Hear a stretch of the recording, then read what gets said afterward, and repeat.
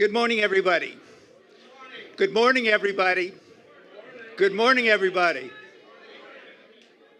Thank you for all coming to our 2017 State of the Region gathering, a cross-border interstate gathering that we've been doing for many, many years. We're happy to see you here this morning in our beautiful revitalized Union Station, Springfield. I'm Tim Brennan. I'm the Executive Director of the Pioneer Valley Planning Commission based here in Springfield. But in addition to that, my role is, and here this morning, to welcome you as the Chair of the New England Knowledge Corridor Partnership, geography that stretches from New Haven north to Greenfield. A couple of just logistical things. We handed you, as you came in this morning, an updated agenda that had to be changed. Secretary Pollack from Massachusetts, Commissioner Rediker have unforeseen conflicts in the latter part of the agenda, and so we freed that time up for a session of questions and answers that will come after the panel of Knowledge Corridor Transportation folks that will be here later in the program. Secondly, really, really important, so you'll want to die down, restrooms. Restrooms are one level down in the main concourse, front of the building, on either corridor right off the front. So restrooms only down on that first floor concourse, not up here on the mezzanine. As I say, we've been as a partnership together since 2000, and we've been trying to do this annual gathering at least once per year, and more recently we've been flipping into trying to do actually 2 programs per year, but this is definitely the main one. And the State of the Region has had lead sponsorship from United Bank going back a lot of years. And it's great to have that corporate footprint on either side of the line, but also an organization that really has stepped up repeatedly when we've asked them to serve this kind of program up, even if it's infrequently. And I want to invite up to the podium to say a couple of words to us this morning, Tony Vibrapatis from United Bank. He's a senior VP on the commercial lending side, and he has responsibility for mostly Western Mass, but United Bank is expanding, as I was just hearing. So, Tony, you've got the floor.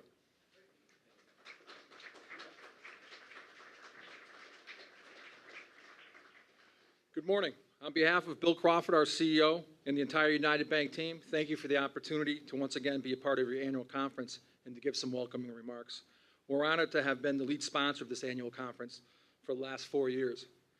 You can always measure the importance of an event based on the lineup of speakers in the audience. So when you see members of Congress from Connecticut, Massachusetts, and transportation czars atop the agenda, you know it's a high-profile, high-level, and highly anticipated event. It always seems that way when it comes to your conferences. And to hold it right here in historic Union Station is not only appropriate, it's a timely venue. It's symbolic of the impact of the Hartford line it's going to have on the I-91 corridor from New Haven to Springfield and throughout the New England region. As some of you probably know, United Bank just finished phase 1 of a relocation of our corporate headquarters to Goodwin Square in downtown Hartford and bringing more than 200 employees to the city's central business district.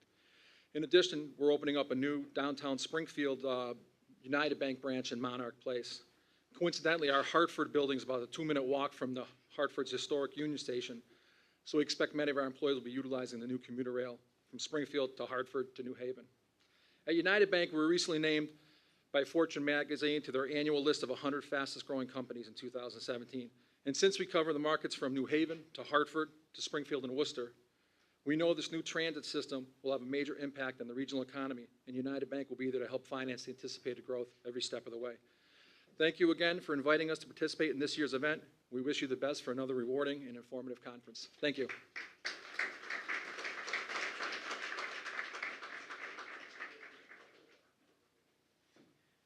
So I've been looking around. Is Mayor Sarno arrived as yet? Here he comes.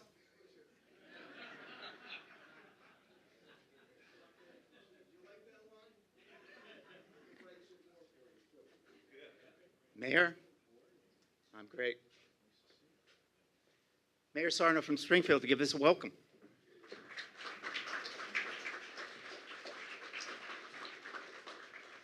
Good morning, and thank you, everyone, for being here. This is the urban chic that we have here in Union Station. I just walked over from City Hall. It's a beautiful, idyllic New England morning in downtown Springfield, and it's sort of back to the future as we move back to rail and bus lines, but especially rail, where empty nesters, baby boomers, and young millennials want to come back or stay in their core city as they're downsizing, as long as you keep it clean and safe and you offer them transportation aspects. So I'm very thankful to the stick-to-itiveness of Congressman Neal, who has never lost sight on this project, and we worked hand in hand with Union Station and my staff, Kevin Kennedy, Chris Moskal, attorney Tommy Moore, and also with Union Station being an anchor in the North Block here. It has spurred economic development, market rate housing next door with Silver Brick, and other economic development businesses which have opened up in the area. Downtowns in urban America are redefining ourselves as we attract tourism and downtown living with market rate housing. I also want to be very thankful. I know Governor Malloy is on his way. He might be here. I'm not sure as of yet. But I want to thank him very, very much, because in May, I believe we'll have 10 to 12 trains heading up on a north-south knowledge corridor connection, which is extremely important. So when you look to harness it, transportation and a very walkable downtown, we have $3.3 billion in economic development going on here in the city of Springfield. And obviously you've heard of the world-renowned MGM, but we also have the largest railway company in the world, manufacturing company in the world, CRRC, which has put their North American headquarters up in East Springfield at the old Westinghouse site. But we feel that transportation is going to be key. The north-south connection is extremely important. We have a lot in common going north-south. And we look forward to making this a transportation hub, not only for the Springfield area, but for Western Massachusetts and Northern Connecticut working together. The red carpet is out here in the city of Springfield. If you're interested, we'd love to have you. Maybe we can't give you 10 out of 10 things, but Kevin Kennedy and I might be able to work out 6 or 7 or 8 out of 10 things that you might need here in the city of Springfield.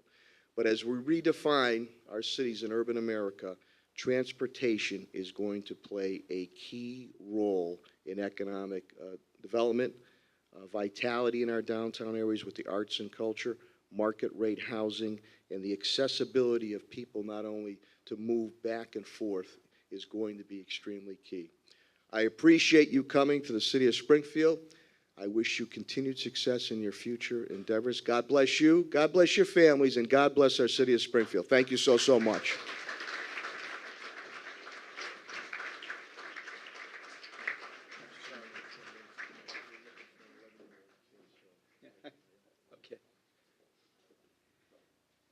We think that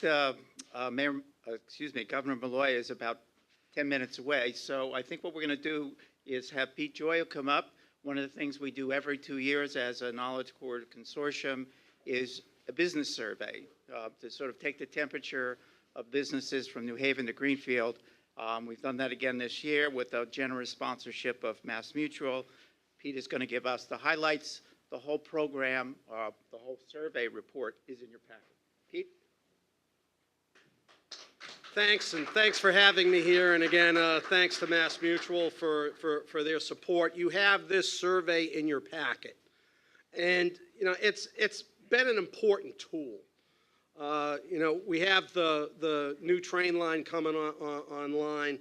And, you know, this has been something that's been supported, and we have used that in the survey in the past and helped to advocate for it. And, you know, what are the benefits that businesses on both sides, because these were Connecticut and Mass execs that were polled, What are the benefits your business will get from the New Hartford line? Well, the highest response was high quality of life, but 41% said access to skilled workforce.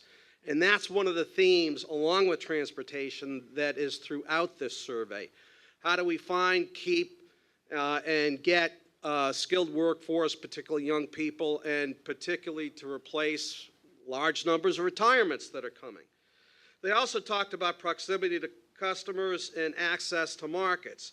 But I think it's important to note that that is something that's important. They're also very positive on the idea of a line going from Springfield to Boston.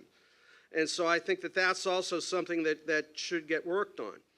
The good news is that we had some really positive economic news from this survey. By a factor of 6 to 1, companies are performing well with net profit to net loss in 2017. And 2018, it's an 11 to 1 expectation. So companies are pretty bullish. And again, this is both sides of the border. Quality of life remains the greatest benefit for managing businesses in the region, but there are other benefits. Higher taxes are the greatest barrier to growth, followed by economic uncertainty. But one of the big red flags that came out of the survey is the percentage of companies that consider the region's pool of skilled workers as an asset has declined. And, that's a concern, and it's a concern for overall performance. If you look at overall performance, 80% of the companies expect a positive outlook for their firm, 2/3 for the region over the next year, 3/4 for the U.S. And I think to get to that U.S. number, we're going to have some better activity in terms of hiring.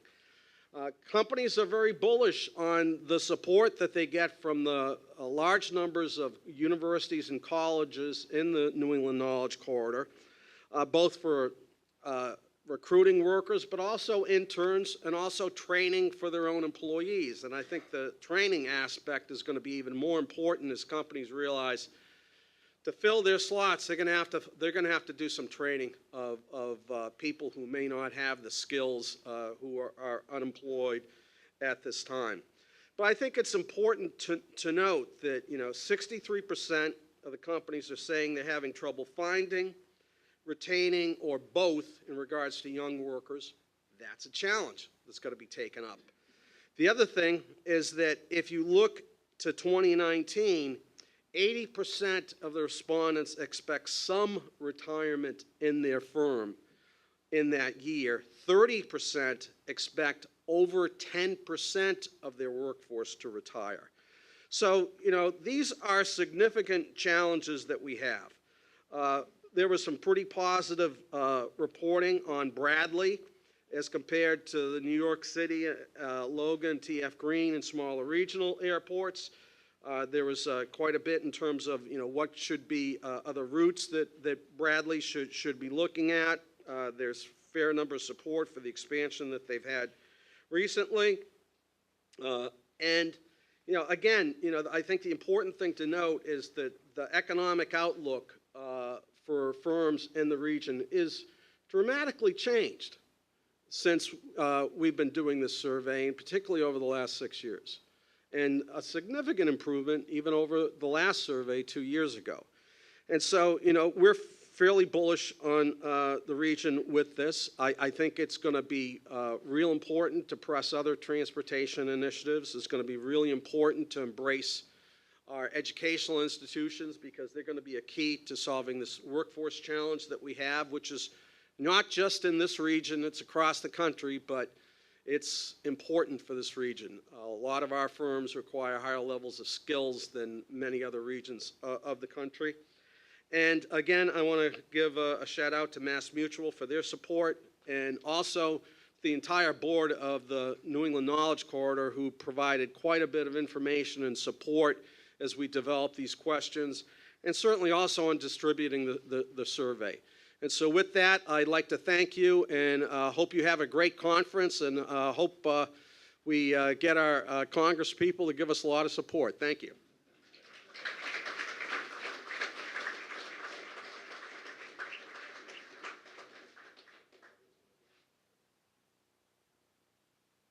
Got a couple of minutes before the governor arrives. Do we have any questions for Pete about the survey and the key findings that he outlined for all of you?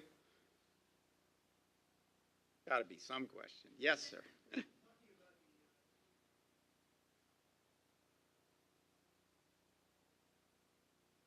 It's both, but it's definitely the trades are serious.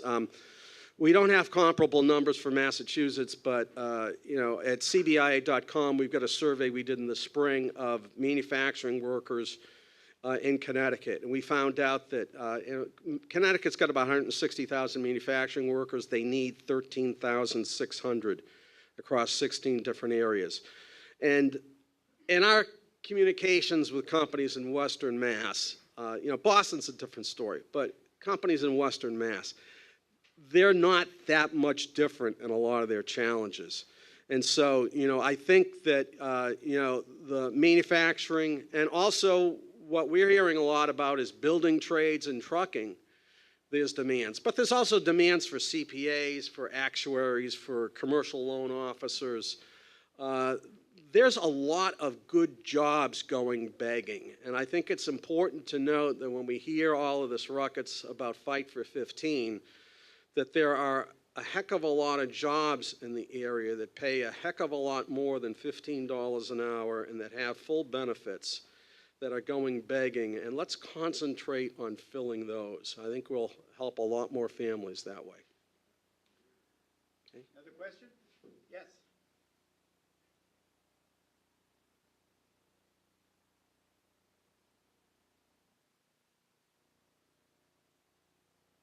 Well, I think there's interaction with a lot of different, certainly community and technical colleges, but also the regular universities. I mean, companies need engineers, they need skilled professionals.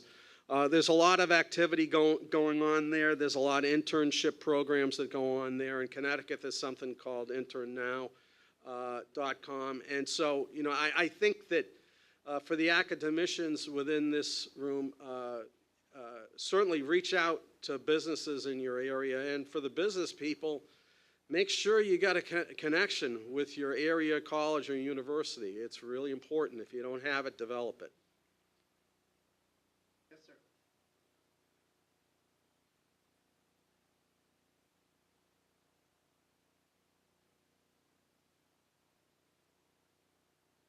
Yeah, we really didn't get into that in this survey. In other surveys that I've done, admittedly only within Connecticut, that's not a big problem. Some people talk about it as though it's a huge problem. But when we talk to business people, it's not. Other questions?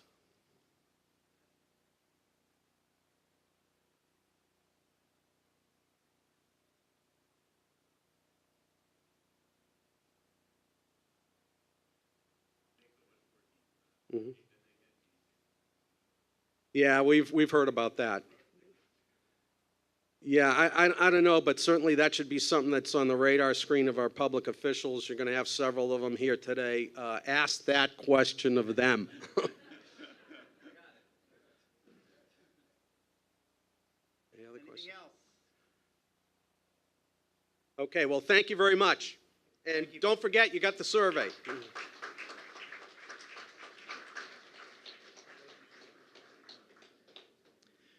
So as we await Governor Malloy, let me just take a couple of minutes and urge you to, if not now, after the conference, look at the materials that we've put in your packages.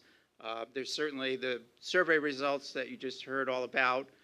There's profiles of the work that ConnDOT and Connecticut have been leading in terms of rail investments, which we will be hearing more about as the program proceeds and is coming in the spring of 2018.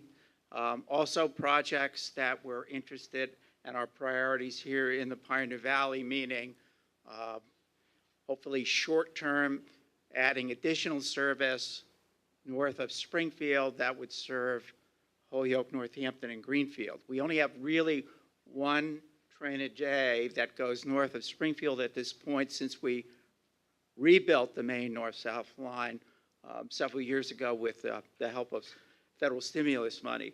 But we want to add service. And then longer term, certainly more expensive. But we think a hugely important investment is connecting us to Boston, to connect an area that is on the rise economically with one that's white hot already. We think makes eminent sense, and we could get the benefits from. So please take some time after today's program to look at the materials that we've packed into your packet, because I think you'll find a lot of interesting information in there. And some of our speakers towards the end of the program will be up here to take your questions. Next, certainly this particular building in its new life was something that once upon a time Mayor Neal and now Congressman Neal worked hard on. We got the opportunity to help him to do that, and I think you would agree with me that that dream has now become reality. And he has helped us to put this program together. And I want to call him up to introduce our next special guest. Congressman Neal.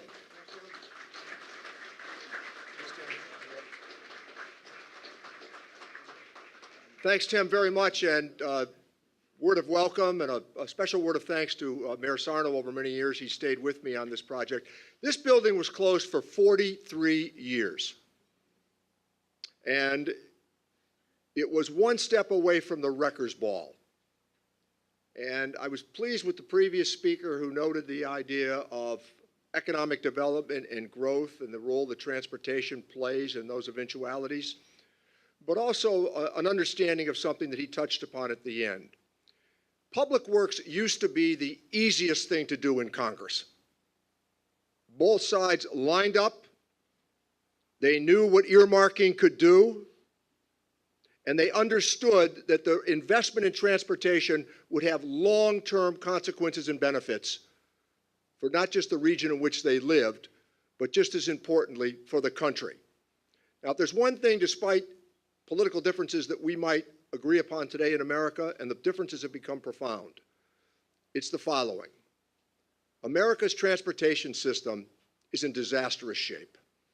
Our airports, our railroads, our bridges, our highways, our street initiatives, all are sadly lacking. And all you have to do is visit any European destination to quickly understand the investment that they've made in public transportation. And I would suggest that even in the debate that we're about to have in the run-up over taxation, which I will be in the middle of it, that we ought to be talking about investing in human capital as well. I was recently in Illinois on the Iowa border. I think it was Moline, Illinois. And I met with the AFL-CIO. Their standard benefit packages for journeyman electricians, for tin knockers, $56 an hour with salary and benefits, and they can't get workers? Here in New England, 18,000 precision manufacturing jobs go unanswered. 6 million tech jobs across the country go unanswered. For all of us, it's about vocational education, it's about apprenticeship programs, and it's about investing in our community colleges to provide those opportunities to move people into suitable and necessary employment opportunities. One of the things I'm pleased about, beyond the fact that we saved this building, and I actually announced my first candidacy for the Springfield City Council here 40 years ago. And of course, not having any doubts about my abilities at 26 years old, I announced that I was going to get this building restored. And 40 years later, a little bit longer than I'd anticipated, we did it.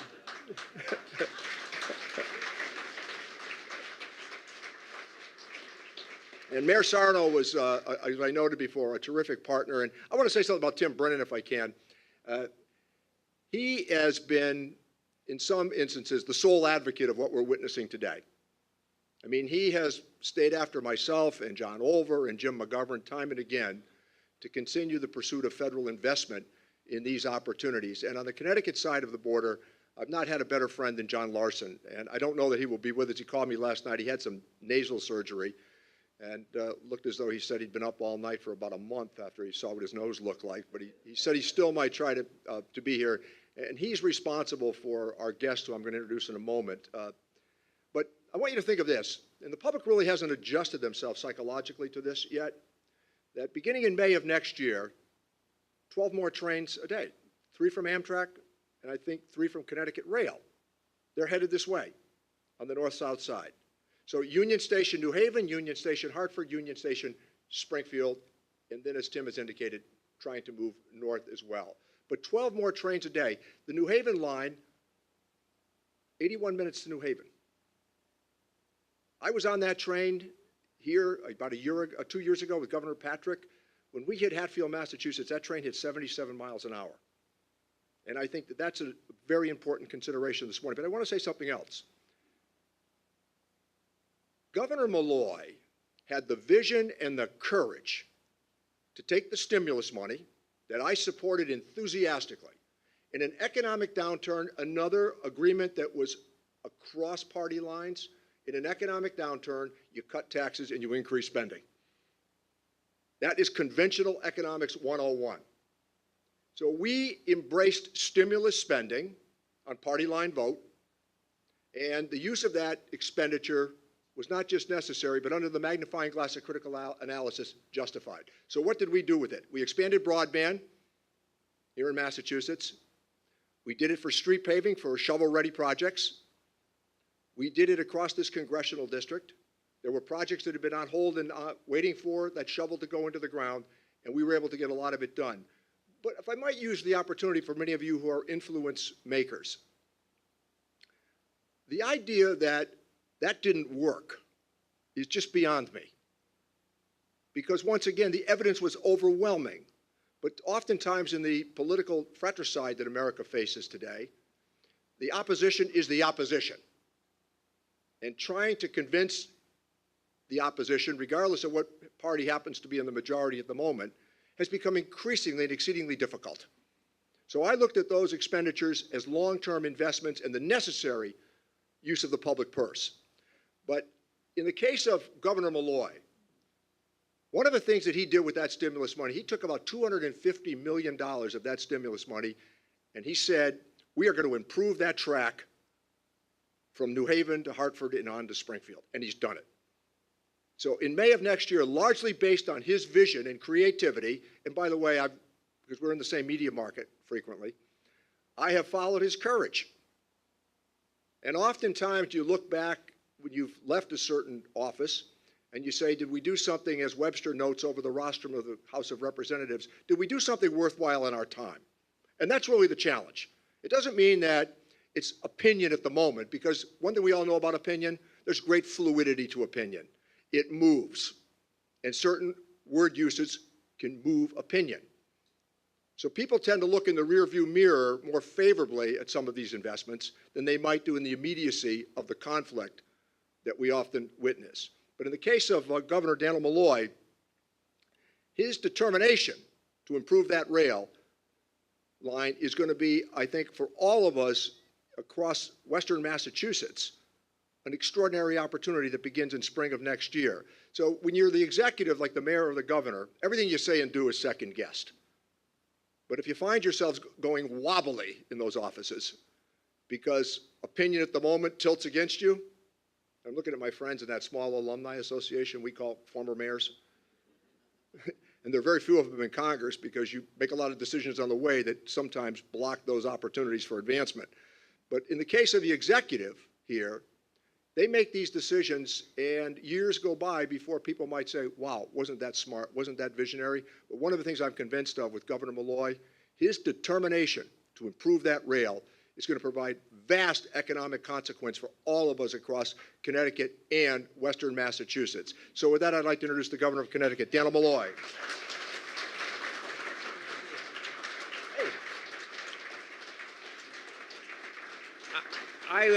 Thank you. I will try to live up to that introduction. So it's great to be with everyone.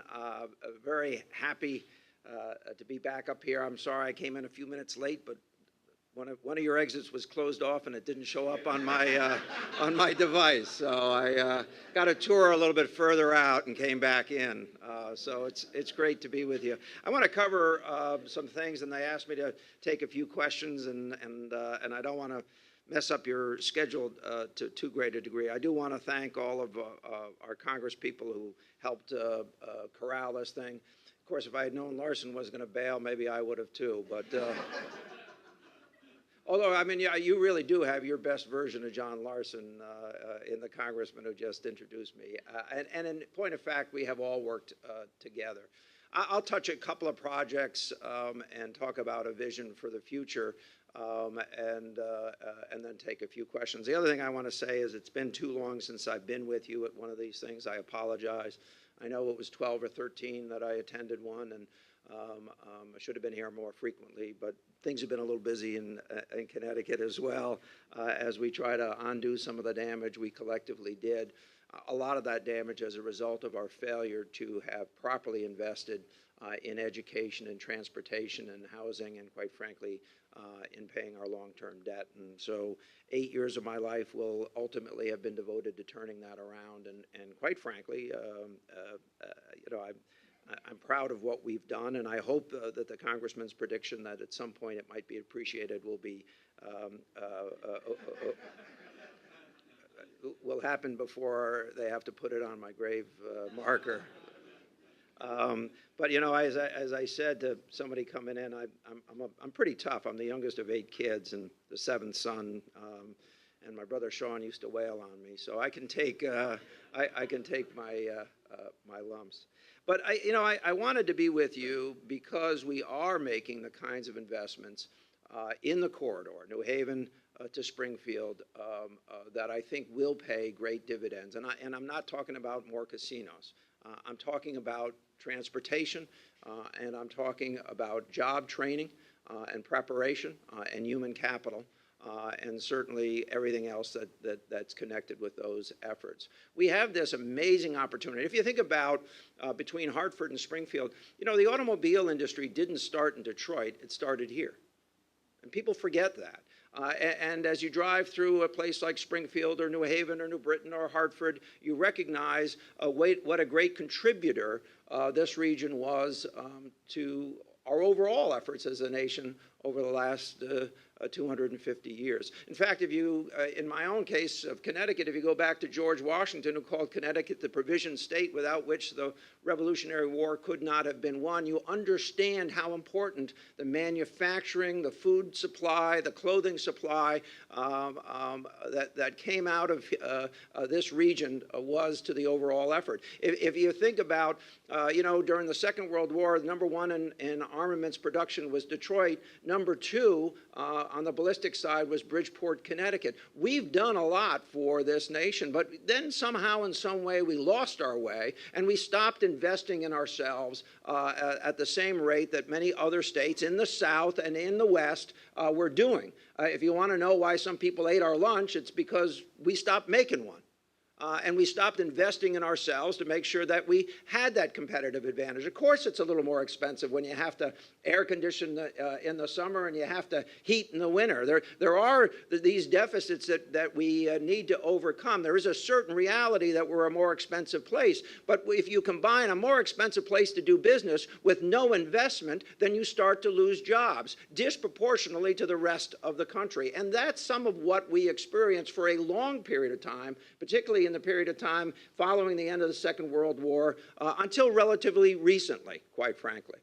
And the beneficiaries of that investment, the communities and the states that have made that investment, even within our own region, have disproportionately benefited from that investment that we failed to make collectively on statewide bases. I mean, Springfield's a great community. But Massachusetts has invested a lot of money in other communities. And quite frankly, one of the things that Massachusetts needs to do is get a rail line between Boston and Springfield to connect to the rail line that we're building in Connecticut.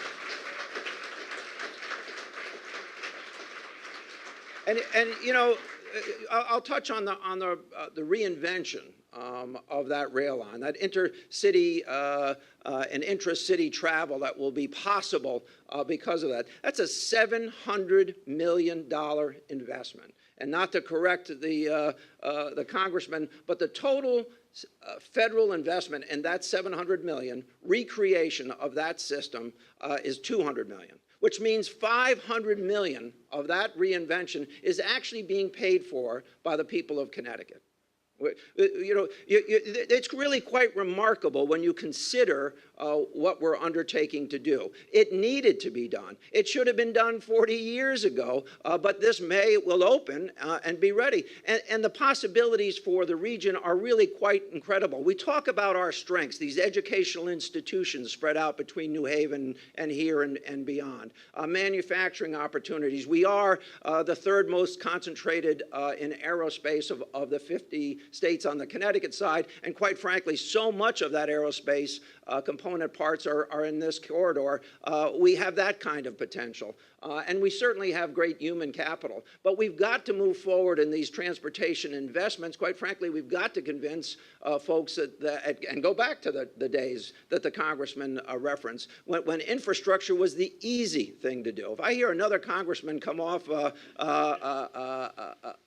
an air flight from Asia or from Europe and talk about how great that infrastructure is, and then refuse to pay for it in our own country, I'm going to get sick. These are long-term investments. We need to make these investments. And quite frankly, I think for the foreseeable future, states are going to have to pay a larger portion of that, because getting back to where we once were and understanding that spending money on infrastructure is not a waste of money, but an investment in our future. Until we get back to that, we're going to have to play that larger role. But let's just concentrate on what a reestablishment of that line will mean. The idea that you can get from New York to New Haven in a reasonable period of time, and that time is going to shrink as we complete other projects in the Metro North Corridor. For instance, when I became governor 7 years ago, the catenary replacement for that system was not scheduled to be done until 2022, although on the New York side of the border, they had replaced the catenary system back in 1995. That system will be done, that replacement will be done next year as well, allowing us to regain some of the speed that we lost during the transition from the old catenary electric system to the new catenary system.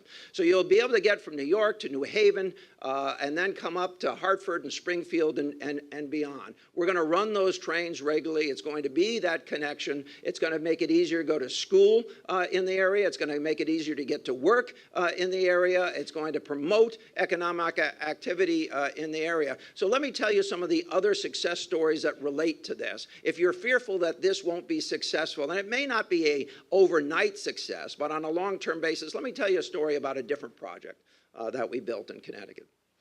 We built a bus-only system from New Britain into Hartford.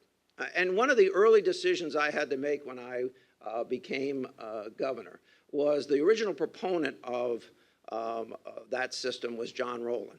John Rowland, former governor of the state of Connecticut, now completing his second term in prison. I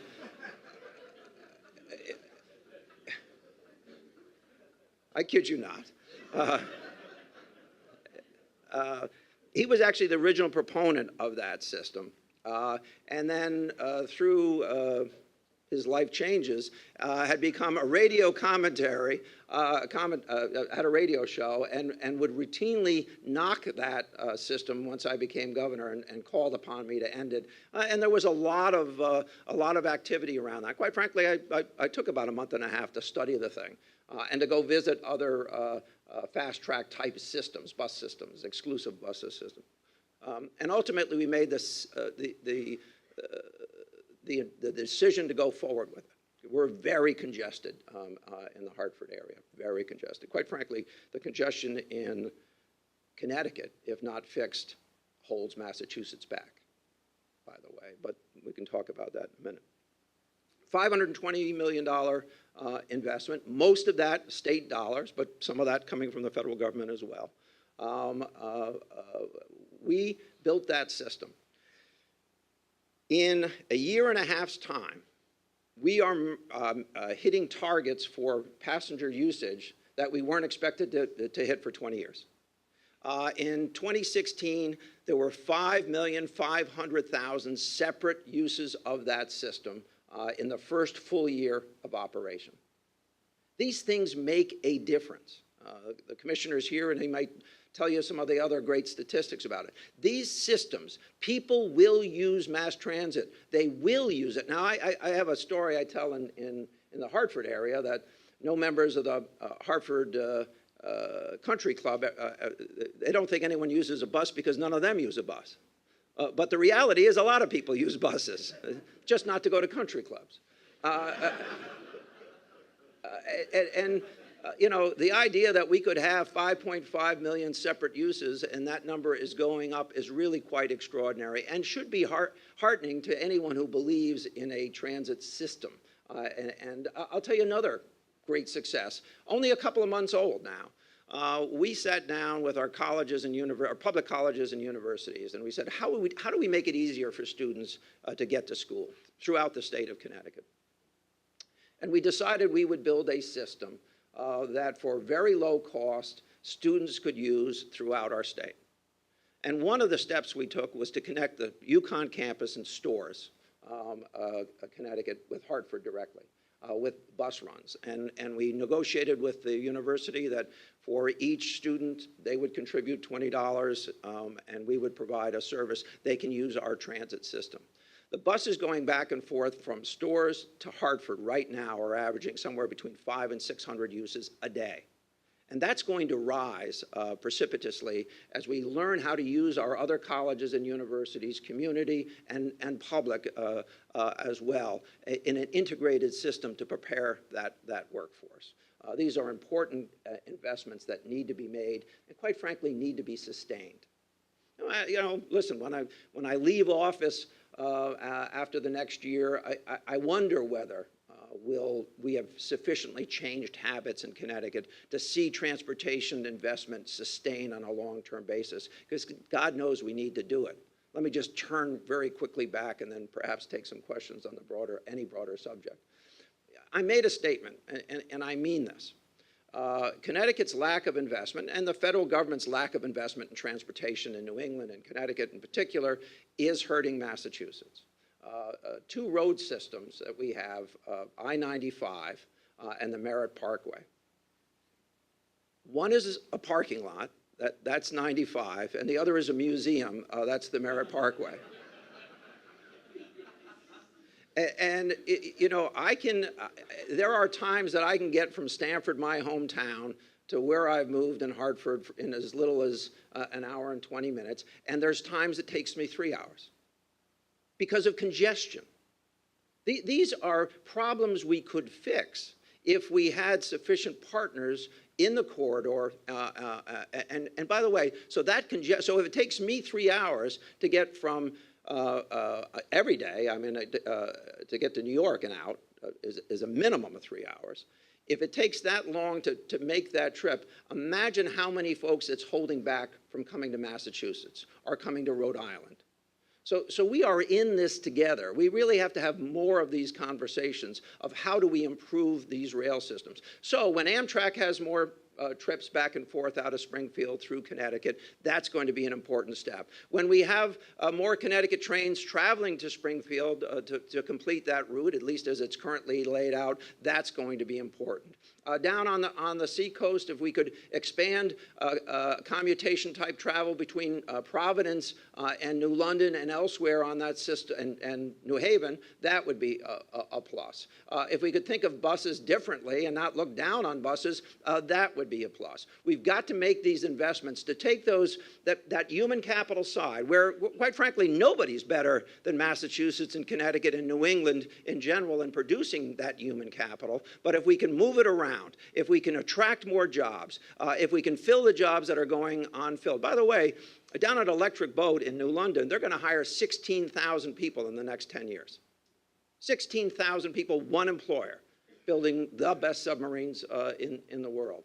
that aerospace industry expanding rapidly, that we all fill those jobs for and make those products for. So we have a very big upside. It's not just about Manhattan and Brooklyn and Boston. It's about everything in between, north, south, east, west. We're the same capital. We're the same human beings. We have the same education. We've got to fight the same way, and we need assistance in getting that job done. So it's great to be with you this morning. I'll take a few questions. A few questions? And then Commissioner Redeker will correct all my mistakes. Any questions? Anybody? Yes, go ahead. I always worry about the guy who puts his hand up first, but go ahead.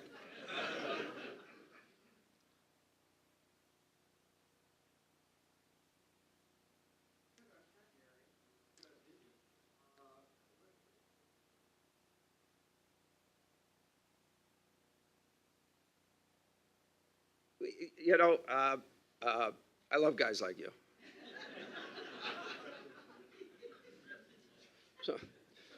So what have you done for me lately before you even done anything?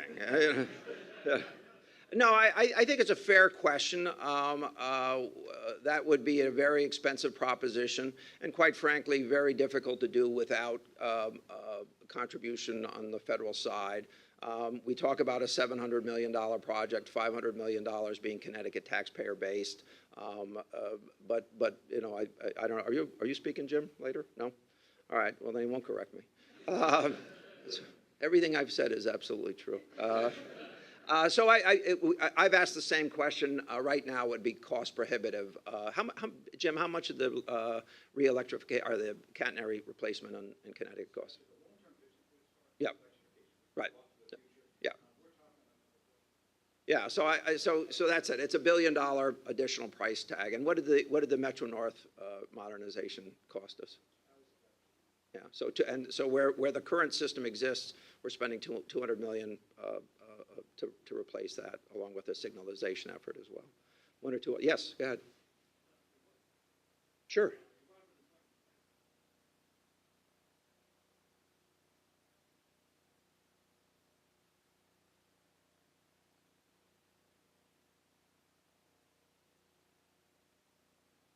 Yeah. Well, you know, I think it's a fair question. I'll share this with you. I got up this morning and read letters to the editor in the Hartford Courant. Now, no politician should ever read letters to the editor, just for sanity purposes. But as I told you, I'm the youngest of 8, so I do. And there was some guy wailing on the busway, as if it was some gigantic waste of money. And I'm sure he's never taken it. I'm sure he's, doesn't use it, and I know he doesn't read anything that he doesn't write because none of it was detailed in his letter. So 5.5 million people is not a success. That's a failure. I think that we have a long ways to go in convincing the public, who, quite frankly, have a love affair with cars, their own, don't like yours because you slow down traffic. So we have a long way to go to convince them, but I think we can win that fight. And quite frankly, I think Connecticut Fast Track is a demonstration of how properly rolling out a service and making that service available to as wide a group of people. Those are not just, although it's exclusively a bus line, it's not just for buses that go only from New Britain into Hartford and back. Other buses can then access that system and use it for their final leg, and that's been a big plus. So we educate people around it. Quite frankly, we'll spend a lot of time and a fair amount of money as we get closer to starting service in May on that line. I have to tell you, as hard as I've been beat up about Connecticut Fast Track, there's bigger buy-in on the rail side, and there's bigger expectations. So we're seeing a whole bunch of economic development underway right now as we speak on that rail line. So yesterday we started a building on Connecticut Fast Track, housing, 160 units of housing in New Britain. Mixed use building, mixed income building. But we're seeing the same sorts of things now play out in a place like Meriden, where Meriden, Connecticut, another, actually one of the homes of the original silver industry in America, a whole level of redevelopment in that corridor. So we're clearly getting that message out to developers and bankers who are otherwise going to fund those projects and the like. But we'll have a big rollout for reestablishing that service. Back there. Go ahead. Don't fight. Yep. Thank you. And it didn't have a lot of support in Newington. I was burned several times in effigy about allowing those people to come to Newington, but I know. Don't stand too close.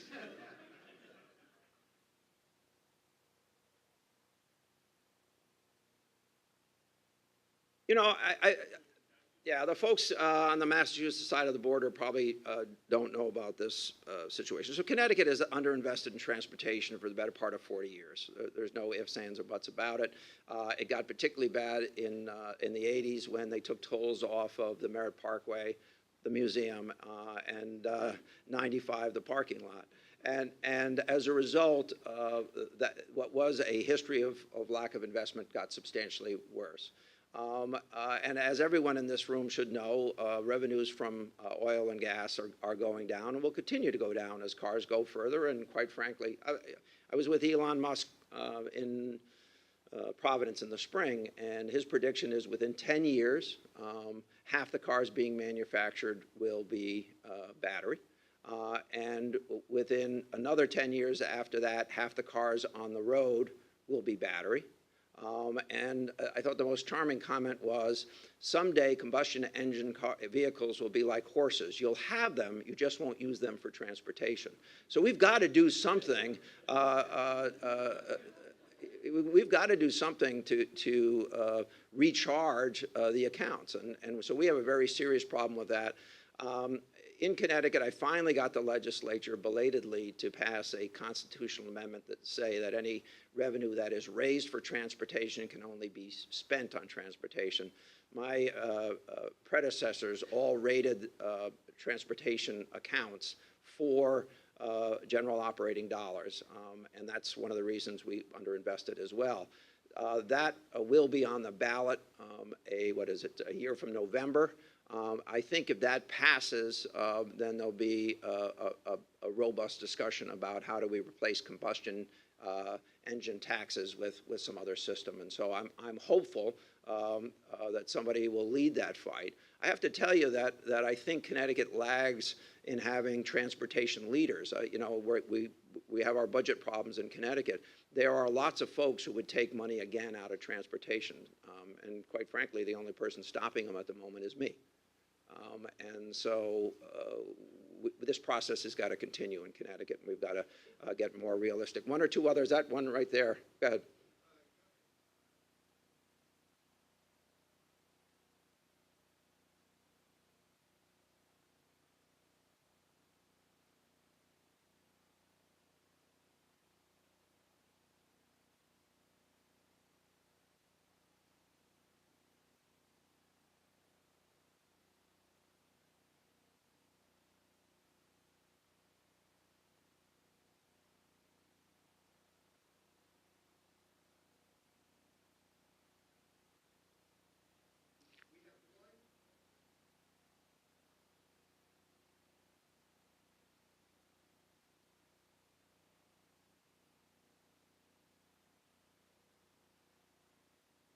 It's a lot like me.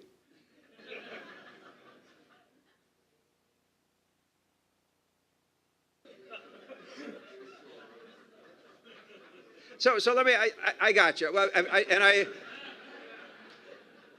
you had me at old. I think that I think our friends in Springfield would complain about your definition of what is a venue. But having said that, I can't imagine capital city without a modern facility. and the XL Center, we've done a lot of work on this. To replace the XL Center would cost us somewhere between $700 million and $1 billion. But we can redesign it, add a second concourse level, add bathrooms and all the things that to make it a more modern facility for about $250 million. And I don't know what party you're a member of, but Republicans in the legislature don't want to do it. And quite frankly, if we don't do it, the facility is going to close in a few years. Now, I think we're going to get it done. But we have an issue. You know, if you're not using that facility, if you don't go to that facility, you don't understand that facility. And I understand that not everyone's a UConn basketball fan, although I don't understand why you're not. You know, we have lots of championships. Actually, let me tell you, since I became governor, we win a national championship in basketball half the time. So, you know, I'm pretty proud of that. And Hockey East and all of the other, that place is programmed about 220 days or nights a year. So we've got to reinvest in it, and I think we'll win that fight ultimately. One last one, and then I'm out. There was somebody way back there? Nope. He left. All right. So listen, I want to thank you all very much. I hope I've been entertaining, but the reality is, and I'll close with this. For most of the after the Second World War time in America, we had the worst urban policy playing out. Our policies about urban America in Massachusetts and Connecticut and New York and New Jersey and quite frankly most of the country was, we want you to live in urban areas, but we're going to charge you more taxes, you're not going to be as safe, and your schools are not going to be as good, and we're not going to invest in you. And then we wondered why urban areas suffered the degradation that they suffered. Now finally, sometime in the 1990s, we started to address that all of those fallacies, that you could run urban environments that way.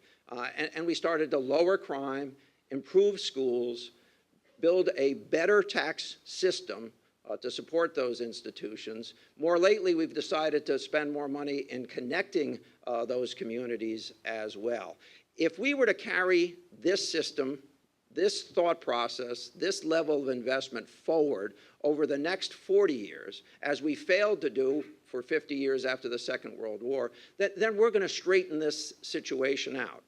And one of the byproducts of doing that is we'll have fairer distribution of progress and success amongst our fellow citizens, regardless of race, regardless of current income, regardless of education, because we'll move more people to be better educated.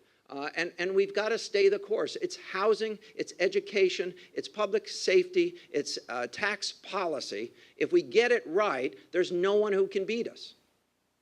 Nobody. And if we get it wrong, or if we turn back, all that we've accomplished, I would argue, in the most part over the last 20 years, will quickly disappear. So let us be advocates for where we live, where we work, our neighbors, regardless if they're in our little town or in the urban area next to it. Let's get it right. Thank you.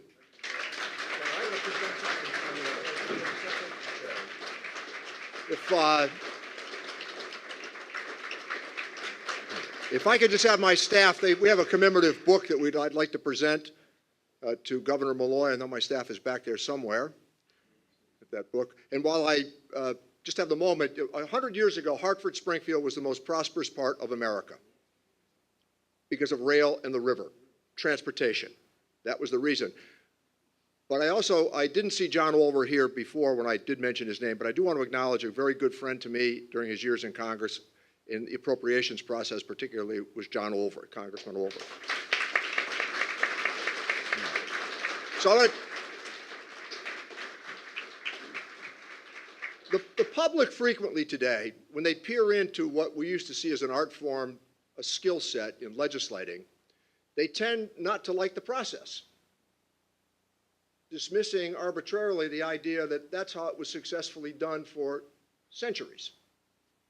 So I like sharing these stories about the people you meet in Congress. They tend to be of strong personality, and they come from every corner of America. So in 1989, I was a new member of Congress, and there was a big public works bill. You didn't have to hit me in the head. I was going to be in that bill. But there was a friend of mine who had been elected, and he went on to run a major university, and he ran for governor unsuccessfully of Illinois. But he had tried to outmaneuver the chairman of the Appropriations Committee, who was a fellow named Jamie Whitten from Tupelo, Mississippi. Now, Whitten had been there in time to vote for a declaration of war against Japan. Speaking of the timeline. But in this process of public works spending, there was a hard, fast rule for me on the Ways and Means Committee with Chairman Rostenkowski and for public works spending. And the governor alluded to this because of the nature of people who want to have their dessert without taking their vegetables. So this fellow from Illinois, he had campaigned on the issue of getting this huge bridge built. He was going to get it done. And so he inserted the bill into the legislation, and with Whitten, you could never understand a word he said, and he wanted to keep it that way. So the fellow is on the floor, the public works bill comes up. Generally on those votes, it's like 430 to 5, because everybody knows what's in. And you can't wait to get there to get out the press release that what you've been able to accomplish. So Poshard figures out he's going to get cute. So he waits till 14 minutes and 59 seconds have gone down on the clock for the 15-minute limit to the vote. And he decides, the project's in, now I'll vote against the bill, so I'll get the project and tell people back home what a friend I've been to the taxpayer. So he runs back to his office and he says, call over to Whitten's office, find out where the money is, when we can access it, and get the press release out.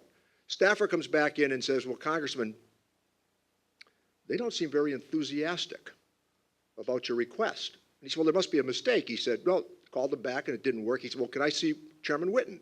So he goes over to the chairman, and the chairman says, oh, he said, well, there must be some mistake because I've never met anybody in Congress who was stupid enough to vote against a bill that just had their money in for their project. And he said, Poshard said, the beads of sweat are now on my forehead because I know what they're about to do to me.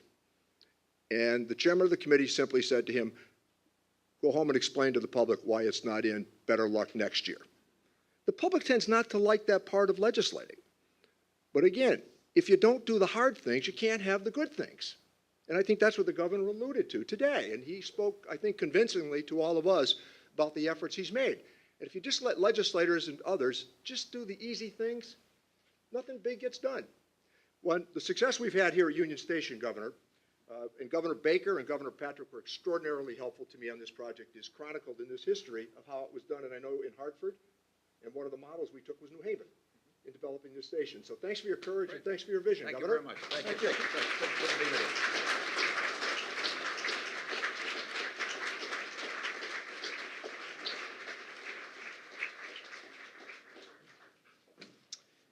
When we were putting this program together months ago, we quickly wanted to fix on who is a premier thought leader in the country in terms of big picture, understanding that transportation doesn't just move people and freight, it moves an economy, or doesn't. And we have someone from the Transportation Center who has been a thought leader for many, many years and one of the premier people. And he was our first choice, and happily, he said yes. Rob Puentes, everybody.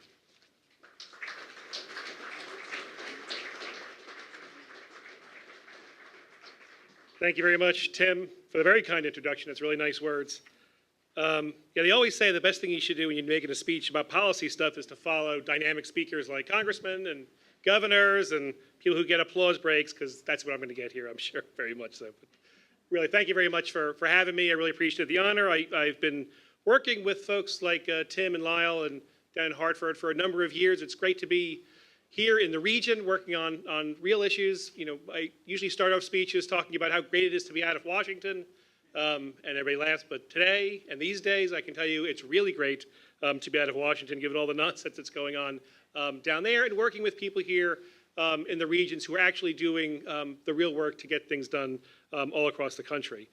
I've been at Eno for about a year and a half, and I can tell you it is a really great time actually to be working in transportation because we are going through a very dynamic, innovative, entrepreneurial time where transportation has been pushed closer to the front burner of the policy discourse, and it's really great. And the comments from the congressman and the governor are illustrative of that. You really hear a different tenor in the tone of folks in these regions, in the states, in the cities, in the metros, talking very specifically about why transportation and infrastructure matters to them and to the region. So it's really, really a great time to be in transportation because despite the frustrations I think that a lot of us have with declining infrastructure, as the congressman mentioned, it's absolutely right. It's happening all across the country.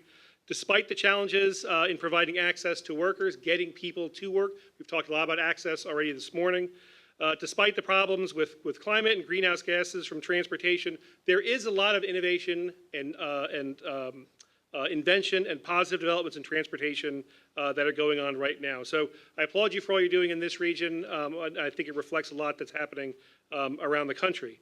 I am from Washington, so I'm legally bound to have a PowerPoint presentation.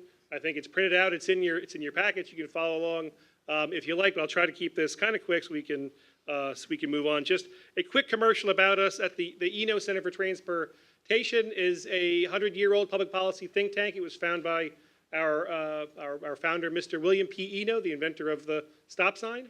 He invented roundabouts, and so do you like roundabouts? Great. If you hate them, he's the guy to blame. But he saw what was happening in transportation, saw that we needed to start laying out new rules of the road, and he endowed this foundation a bunch of years ago.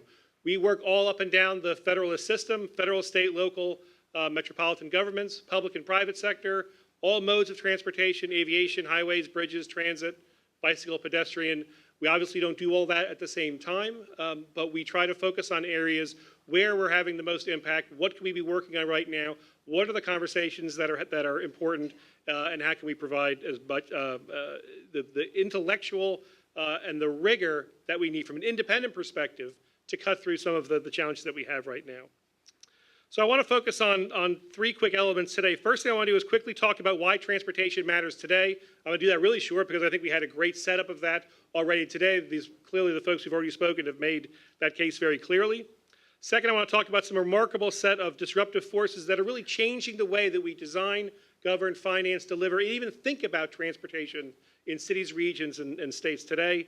And then what all this could mean for a new transportation agenda going forward. I think what we're hearing today, and I think this is going to be a common theme you're going to see maybe here today, but around the country, it's all these bottom-up visions that are coming from regions. They're starting to define for themselves what they want to do, what they want to be, and then looking for partners to help all the way up the chain, from states up to the federal level. This is actually meant to be a very positive and affirmative vision where we make smarter decisions about building the investments that we need and how we operate and maintain that system to maximize opportunities for all segments of society. I don't think we've done that in transportation a lot in the past, but we're starting to do that much more here in the future. But I'm not a consultant. I'm not here to tell you what you should do in your region. You guys obviously know this much better than I do. It's not I'm here from Washington. I'm here to help. That doesn't fly with anybody anymore. So you know where the bones are buried. You know what matters the most. I'm just trying to give you a big frame for what's going on in cities and places all around the country. So there's no question that transportation matters today. It is the essential building blocks of the American economy. It enables global trade, it powers businesses, connects workers to jobs, creates new opportunities for struggling communities, and also protects America from an unpredictable natural environment. And these are private investments in often cases in things like freight railroads, seaports, pipelines. Those are all completely private investments. Then there are a lot of public investments in things like highways, transit, bike paths, airports, things like that. But clearly, America's transportation infrastructure is the backbone of the national economy.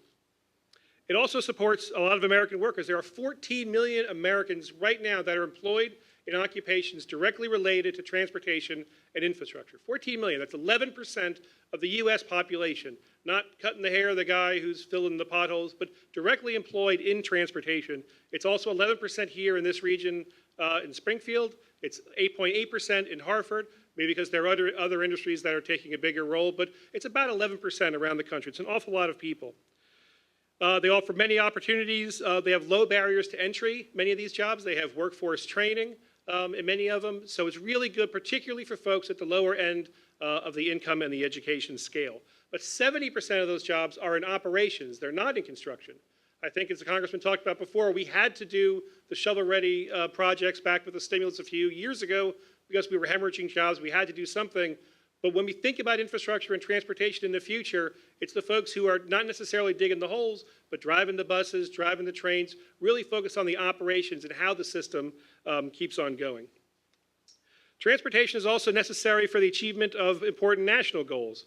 It supports the growth of advanced industries, which is a high-value, manufacturing-intensive sector of the economy that this region knows well, that needs reliable transportation to connect supply chains all across the world to efficiently move goods and services and across domestic and international borders. It also connects households within and between metropolitan areas for higher quality opportunities for employment, healthcare, and education. Accessibility, which was a key theme from almost everybody who's spoken here today already, is really taking over how we think about transportation. Moving away from this issue of mobility, just moving vehicles around, and actually providing access, getting folks connected to the economic opportunities that they need. And clean transportation and public transit have the potential to reduce greenhouse gas emissions and help achieve resiliency and sustainability goals. So my main point, and what I'm going to talk about here today, is it's important to keep in mind that transportation doesn't matter for what it is. Transportation matters for what it does. What does it get you to achieve?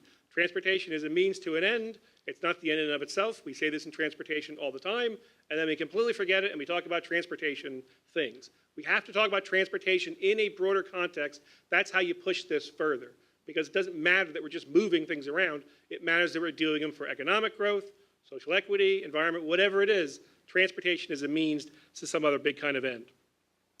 Now, all this is not happening in a transportation vacuum. I don't have to tell you that we're living through one of the most dynamic periods in American history. Urban historians look at what's going on now and say we haven't seen changes like this in 100 years, from demographic changes, social changes, political, economic. There's a really dynamic time that we're living with right now. It's having huge impacts on transportation. I'm going to tick through each of those just very quickly. I know we're kind of short on time. So when it comes to demographically, it's important to remember that we are still a growing country. Unlike Western Europe or parts of Asia, the United States is still growing at a pretty healthy clip. We're expected to add another 80 million people by 2050. That could all change with immigration laws and things like that. But 80 million people is about the population west of the Mississippi River. Take out Texas, and that's what 80 million people look like. Those people are going to be accommodated mostly in major metropolitan areas all across the country. It's going to have huge impacts for our transportation systems. But there's lots of opportunities there. Because we have people coming in, because we have new workers, we're going to have continued labor force growth and connections then to these global marketplaces. The challenges, though, are around education and income inequalities. That could all slow economic growth if we don't pay attention to how we're educating and making sure that everybody's benefiting from this new prosperity. That's all the stuff around job access. Some of it's about job skills, making sure folks are ready for the jobs that we need, but also the physical connections between where they are and where they work. Today, 70% of the jobs in both the Springfield and the Hartford metros are inaccessible by public transit in less than 90 minutes. That's not really an indictment of these regions. That's basically the figure for the entire country. Some are a little bit higher, some are a little bit lower, but that's the average for the United States. So 30% of jobs within these metros are accessible in 90 minutes by transit. The rest of them are not. The problem is we've done a really good job of connecting public transit into neighborhoods, particularly low-income neighborhoods. Transit agencies have done everything they can to make sure that people can get access to buses and trains. The challenge is the jobs are continuing to spread out, very difficult to serve by public transit, and so we need to make sure we're getting people from where they live to where they need to go, particularly where they work. Those demographic and social changes then are matched by the transformation of a global economy and the real need for global engagement right now. The locus of economic growth is shifting from North America and Europe to emerging markets in Asia and Latin America. Lots of opportunities there for us in America to sell goods and services to these booming markets, particularly in advanced manufacturing.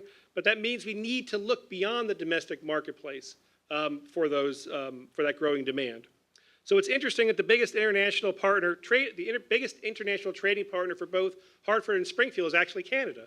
It's not too surprising. It's our biggest national trader, but a lot of other places, a lot of other metros are seeing places like Brazil and China, places in Asia bumping up to the top of the list there.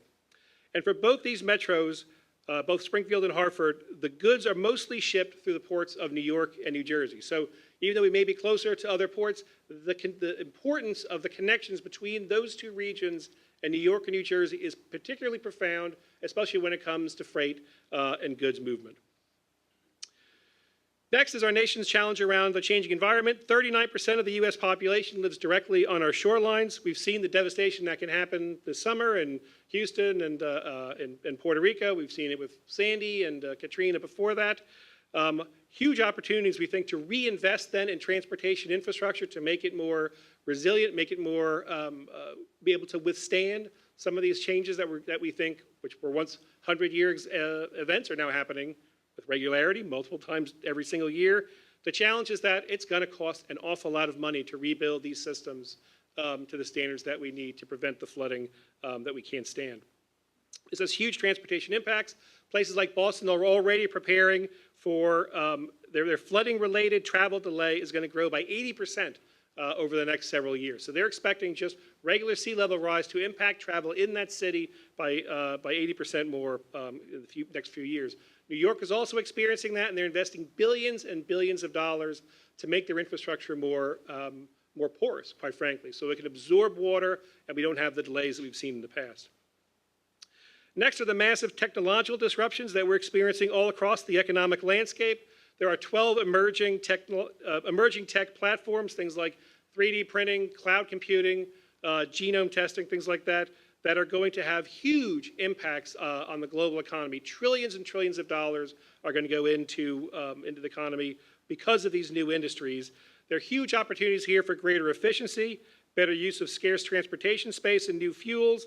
But the challenge, of course, is that a significant share of employment is at the risk of automation, especially for one of those growing sectors around autonomous vehicles. We've been doing an awful lot on this. I speak about a lot on this in cities and regions all across the country. Folks are very, very concerned both about what this is going to mean for the region and particularly what it's going to mean for the workforce. I think there's also a lot of positive things that's going to happen. I'll talk about that in a second. But we've got to figure out ways that the millions of workers who are now employed as drivers, quote unquote, in lots of different occupations are being retrained, and that we're proactively thinking about how they're going to be gainfully employed when these automated vehicles come, because they certainly are coming. You get lots of different estimates of when they're going to be here. There's a good report from McKinsey that says 15% of the vehicles by 2030 are going to be what they call level 5 automation, which is full automation. You get in them, you tell them you want to go, and that's all you got to do. So 15% by 2030. It's going to take time for the fleet to turn over, but that's probably the best number we have right now. The last force I want to mention are our political and financial challenges. This has also been a key theme. We've already seen that this morning. Political and financial should be generally different things in other sectors, but in transportation, as the Congressman mentioned, these are kind of one and the same right now because as it's been said here today, there aren't any Democratic roads or Republican bridges. Transportation and infrastructure has not only been bipartisan in recent years, it's been nonpartisan, as the Congressman mentioned. This wasn't a political issue for a very, very long time. We knew what we were trying to accomplish. We knew what we were trying to do. There was alignment around these investments. We just don't have that right now. Because we don't agree about one thing, and that's how we're going to pay for what we need, again, as the Congressman just said. So despite the infrastructure proposals on the national level, the President has talked about $1 trillion package. We haven't seen an outline of that. We're supposed to have that this fall. Folks are getting a little more skeptical that maybe we'll get some kind of outline. We still don't really have a way to pay for all this. So anybody who's waiting for a $1 trillion package to come anytime soon, I wouldn't hold your breath. I don't think that's going to happen anytime soon. And the role then of the federal government does seem to be shifting, and transportation federalism is starting to be remade a little bit. The relationship between the federal government, the states, and the cities. This is not saying the federal government doesn't matter. We need a reliable and strong federal partner, absolutely, particularly in cases where things like aviation and freight, which span state and municipal borders. But I do think that things are changing, and we've seen that over the past few years. So the last thing I want to leave you with then is what this then might mean for metro regions, kind of what then places should be doing about all of this. I'm going to relate these then to those 5 disruptive changes with just some ideas that we've seen around the country. As I travel around and we talk to folks in regions around the nation, there is an insatiable demand from places to learn from one another. They don't ask us anymore about, oh, well, how do I get an earmark and how do we get this grant? They want to know, tell me about what happened in Chicago. We heard a really interesting pilot in Kansas City, and this thing went wrong in Boston. How do we learn from that? How do we take and tailor those lessons and make that actionable here on our level? So the first thing is to focus on access and connectivity within regions. Again, this has been a very key theme here today. We need to get away from measuring mobility, just how fast we're moving vehicles, and start to measure accessibility. What kind of opportunity are people getting from the investments and the planning that we're doing? Places like Minneapolis, places like Denver are doing this, but we're just starting to crack the code on this. And it's really important because if we can start to measure access instead of mobility, it changes everything about transportation. It makes those projects we talked about earlier today, whether they're rail lines or anything else, much more clear because we're talking about people, getting people from place to place, not just talking about moving vehicles. We also need to focus on connections between regions, but this can't be forced. It's not an if you build it, they will come scenario. There has to be some kind of connection between regions, some kind of economic or other kind of connection that already exists, and then the transportation infrastructure supports that connection. So we need to think about those very, very closely. The next related point is to recognize and maintain connections for freight and goods movement. Freight is often left out a lot of these transportation conversations, but it's profoundly important, particularly for manufacturing metros and places like this.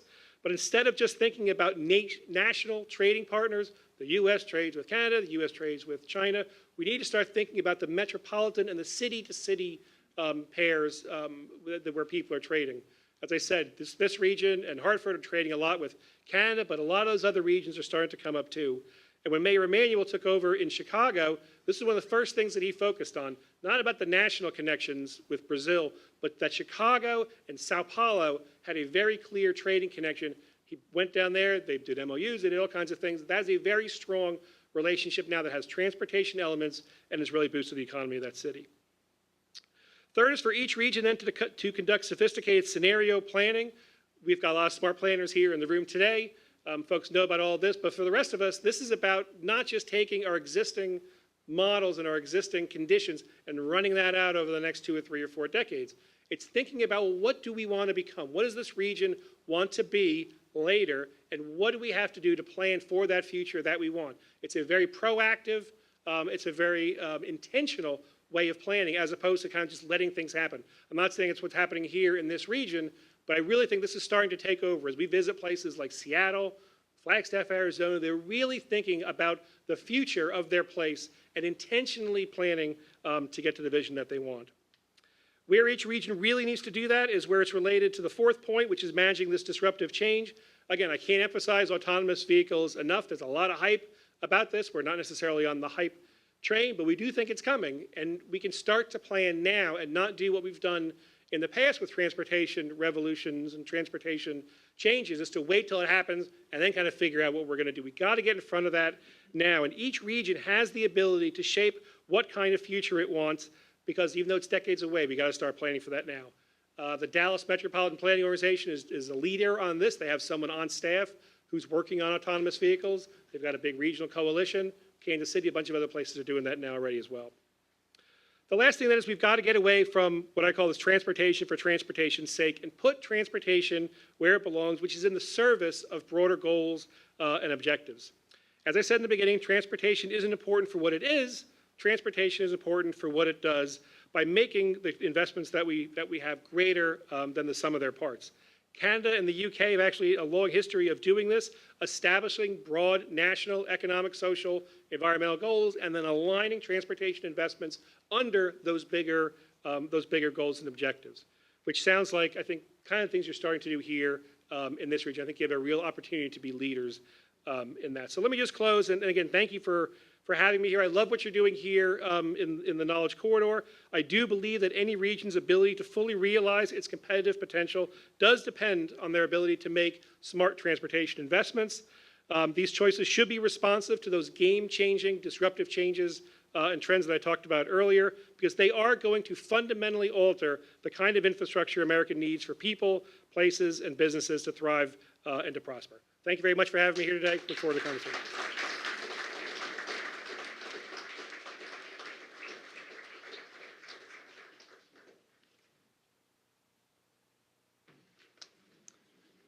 Thank you, Rob. We're going to hold questions till the 11:30 slot, but Rob will be back up here for that. So if you have questions, please hold on to them. The next two segments of the agenda, I'm going to turn over to George Arwady. George is very much a champion of the Knowledge Corridor, serves as a publisher, CEO of the Republic newspaper here, but also is very active in our Economic Development Council of Western Mass. George?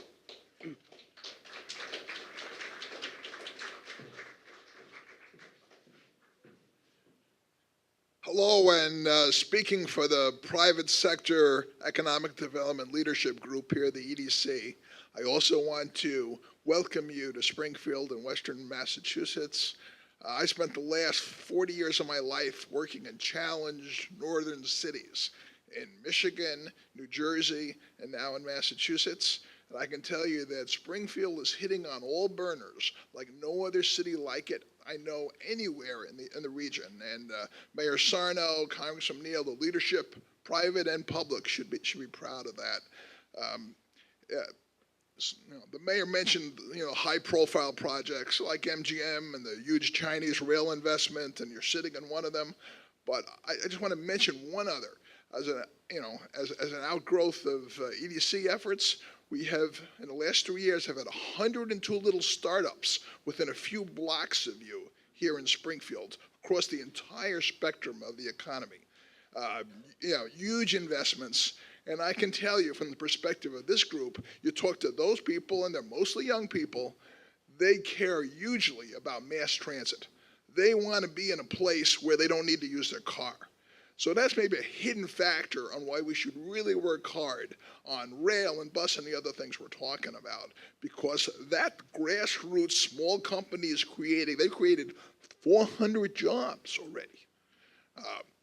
That's the future, and they need the future of transportation as much as the big companies and all the things that people who normally write the bills for these, pay the bills for these conferences. So let's work together on helping the little guys and creating this to be an attractive place for young people to live and invest. The next segment of the economy and transportation conversation we're having today in the Knowledge Corridor, we're going to hear from three of our congresspeople, and I'd like to invite them to come up here. Congressman Neal, Congressman Esty, and Congressman McGovern. Please have a seat.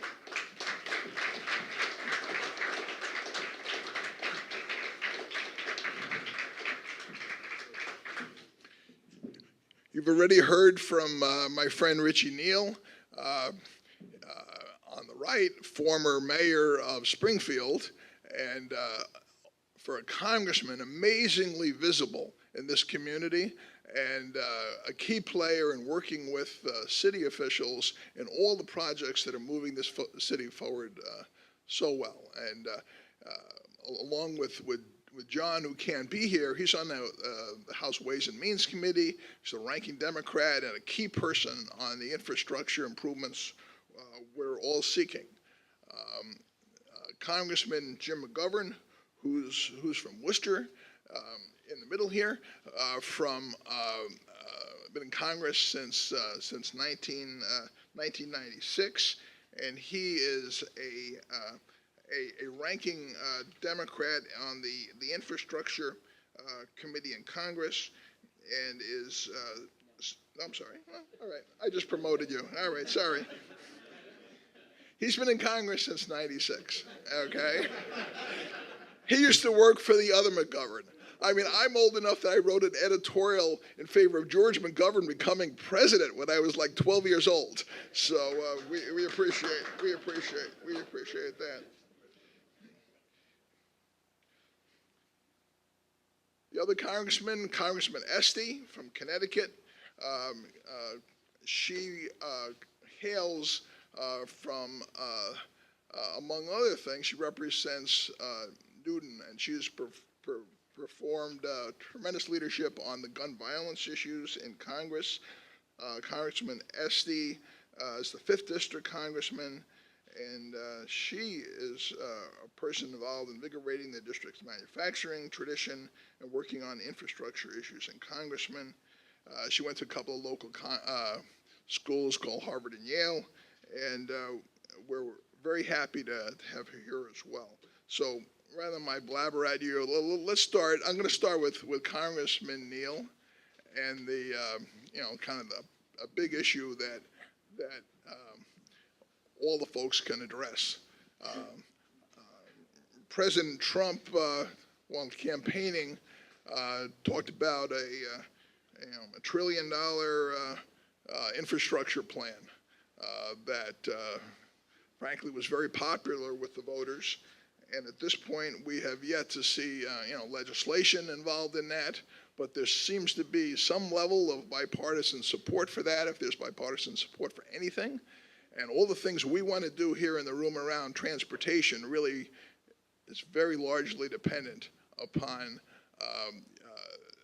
infrastructure money available from Washington. So Richie, would you talk for a second about what you think the chance of something really happening on that in Washington? Well, if you recall, there was broad support, particularly in the states that the president won, in Michigan, Wisconsin, and Pennsylvania, for a big infrastructure program, as well as in the state of Ohio, which he incidentally won by 8.5 points. And much of it, I think, dealt with what we should acknowledge in America fully and assertively, and that is what's happened to the worker participation rate. If we're not all alarmed by that, then we should be. And the worker participation rate in the post-war period actually meant that about 66% of the American people got up and went to work every day. That number is now at about 63.8%, and the question for all of us is what happened to those individuals in between. In the aftermath of the recession, 8 to 9 million people left the workforce. We were losing 800,000 jobs a month. And when you look back at that, it's an indication, I think, of the frustration that the American people feel about why their salaries have not gone up for 12 years, why they feel as though their economic security has been lessened. They have rising costs in terms of tuition. They have a series of issues for them every single month in balancing their household budgets. And they saw that promise of a $1 trillion investment in public works as being the enticement that might draw them into the ballot box for the president. Well, here we are a year later, and really there's been no movement on the transportation bill. In fact, the last time that we did it, and this is one of the things that probably, based on longtime service, that frustrates me more than anything else. It's the patchwork, the quilting that we do to get through the moment without that long-term vision that is necessary, that commitment.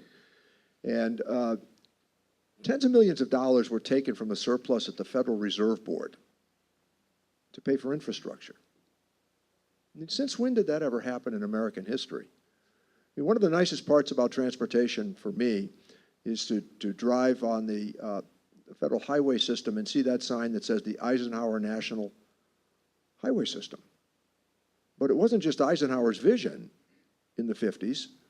It was the vision of Lyndon Johnson, who was the majority leader in the Senate, and Sam Rayburn, who was the Speaker of the House. They thought you needed a first-class transportation system, and they did it. And today, we seem to find enough reason not to do these things because we're turned back by the fear of the moment as opposed to the courage of the long-term consequence. Now, I know I get to say that because I've had a long tenure in the Congress, but also say something that might get your attention as well. The decision to put a moratorium on congressional earmarking has contributed to the polarization in Congress. It's as simple as that. One of the ways that you got people to do something that they might not have wanted to do was to include their item in the budget. And when that happened, it generally got somebody who said, well, this is impossible for me to embrace. They saw their item was in the budget.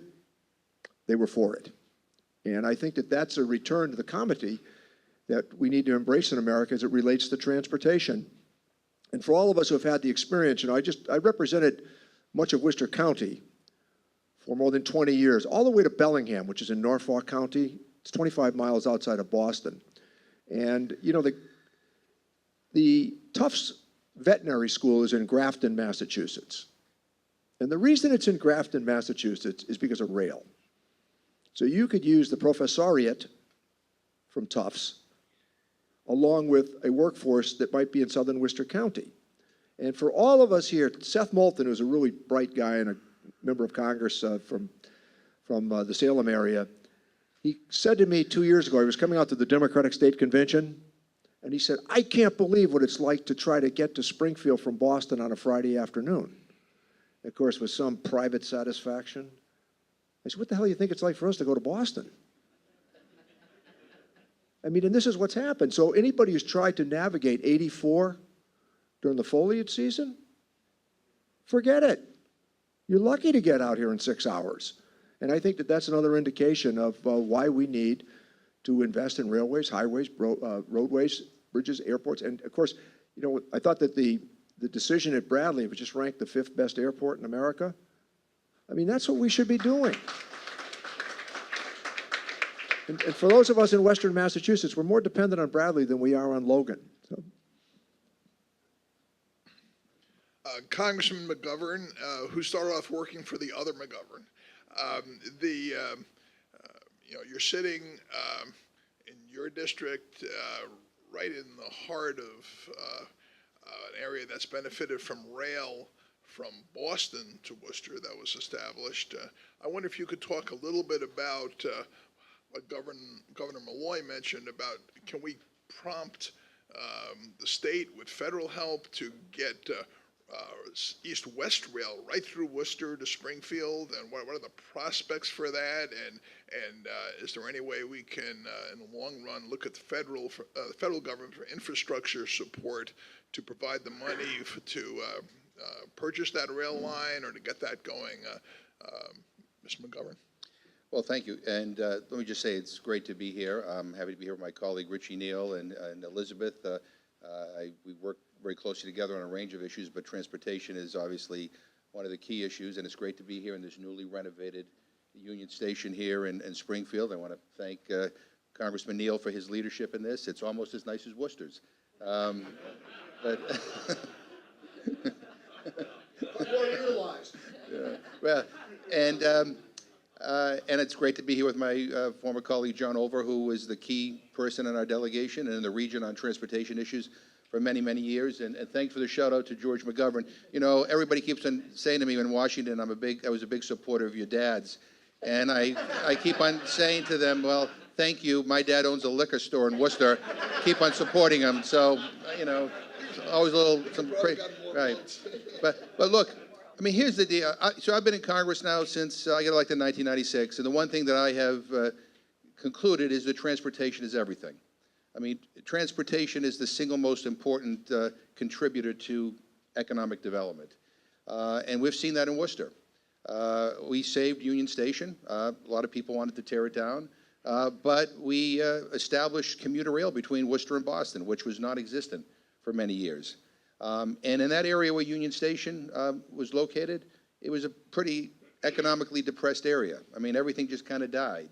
A lot of vacant buildings, a lot of abandoned buildings, and people kind of looked at that area as kind of hopeless. And then all of a sudden, you know, increased access to commuter rail from Worcester to Boston. And we saw in a very short time that area come alive again with businesses, with restaurants, with upper end, you know, kind of bars, with housing. A new hockey rink has been built down in that area. It's become a desirable place to live. And what we also learned is we have, you know, that we in Worcester we have a lot of colleges, that a lot of young people who went to college from outside the state, you know, they used to graduate from Holy Cross or Assumption or WPI or whatever, and then leave. They're staying because they see the opportunities that exist in Worcester. Or if they work in Boston, they can still live in Worcester, and they actually enjoy living in Worcester because of all the new economic development. So it has been unbelievable. Now, the complaints we get is people want more. They want more trains to Boston. And they would like to be able to get from Worcester, which is the second largest city in New England, to New York, which they can't do. And they would like to be able to have access to Springfield. And so they, so as we're, all behind enhancing the Knowledge Corridor, which is incredibly important and vital, and we want to do that.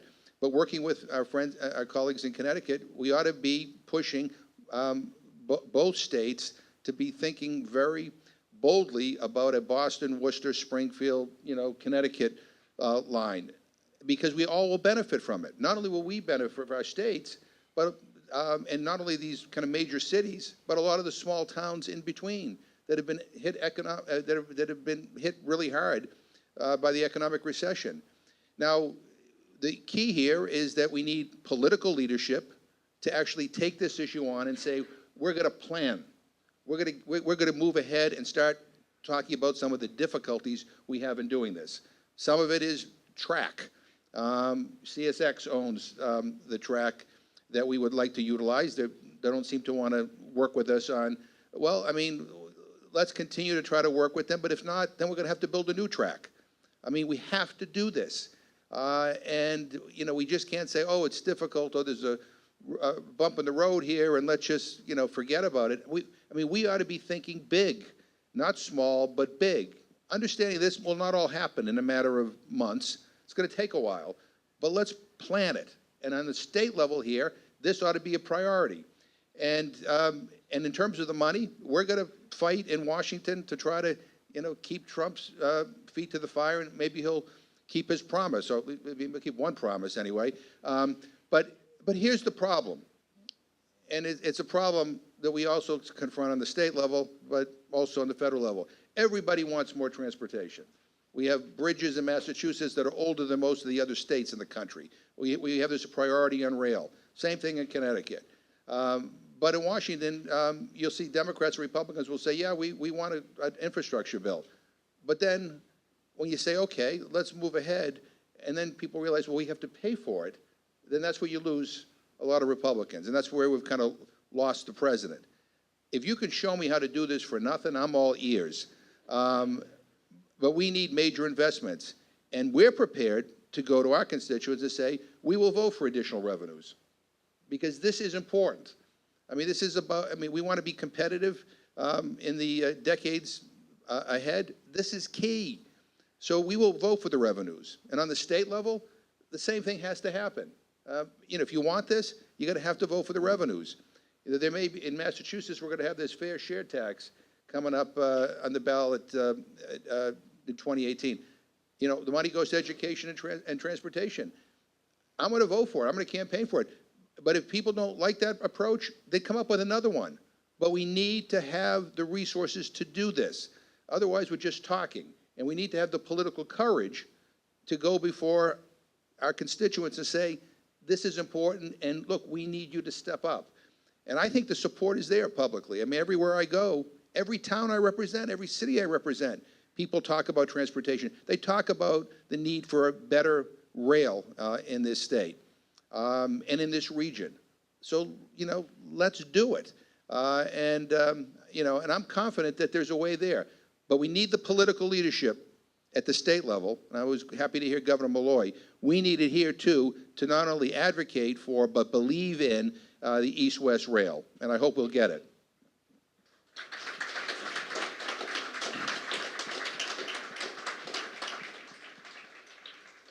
Thank you, Congressman Esty. You heard Governor Malloy speaking about the fast-track bus system between New Britain and Hartford as a great example of transportation success in the region. Here in Massachusetts, we've had the embarrassment, frankly, of having the president of Peter Pan Bus Company lobbying the governor against East-West Rail. Somehow that it's in conflict with bus. And so, can you talk about bus as an important part of transportation, and can we find a way to get everyone on the same page as far as a comprehensive, interactive transportation system? Sure. Thanks, George. It's great to be with you. I'm the newbie here. I was elected in 2012, represent 41 cities and towns in central and northwest Connecticut, and I have advantage as the vice-ranking member of the entire Transportation and Infrastructure Committee in the U.S. Congress and the House. And in fact, 5 of us were invited, 2 Democrats and 2 Republicans, to the White House 2 weeks ago to look at the as yet unclear plan of the president. This is with J.D. Gribben, who is the infrastructure czar. They seem to be pulling back from P3s, which is sort of free money for everybody. And I think the issue you're hearing from everyone is a revenue question. We cannot build a 21st century economy on a mid-20th century infrastructure. That's what we're trying to do right now. And I say this as a daughter and granddaughter of civil engineers who built bridges and roads and dams and subway tunnels. We just can't do it. And Bob's exactly right. We need to be thinking about transportation, not just as a jobs program, which frankly I think was branding that continues to hurt us today after what happened with TARP, but really it's about what the future economy and our future society is going to look like. And it needs to be an all of the above strategy. So that absolutely includes buses. I hear from the community colleges in the district I represent, in places like Waterbury and Danbury. Community colleges play an unbelievably important role, and in the manufacturing renaissance we see right now in New England, the folks who are fueling that are mostly community college students, and they need help. And they need to be able to get to and from work and to and from school. And so when Waterbury had to cut its night bus service, it was killing, in fact, the kids who were exactly those we need to fill these manufacturing jobs. So we do need, I'm a big advocate for high-speed rail. I think we should be having high-speed rail up along the other part of 84, which spans my district from Danbury all the way across New Britain, where the busway is. So we need all of the above, and it is going to be a new world we're entering into with these autonomous vehicles, but we can't wait for that. We can't wait. We need to be planning this right now, and it needs to be regional. New England is a region. We have 6 states. We're small, but we're mighty in our economic power. But we need to use that, and we can't be pitting one town against another in our own state or across borders, or we're all going to lose in that fight.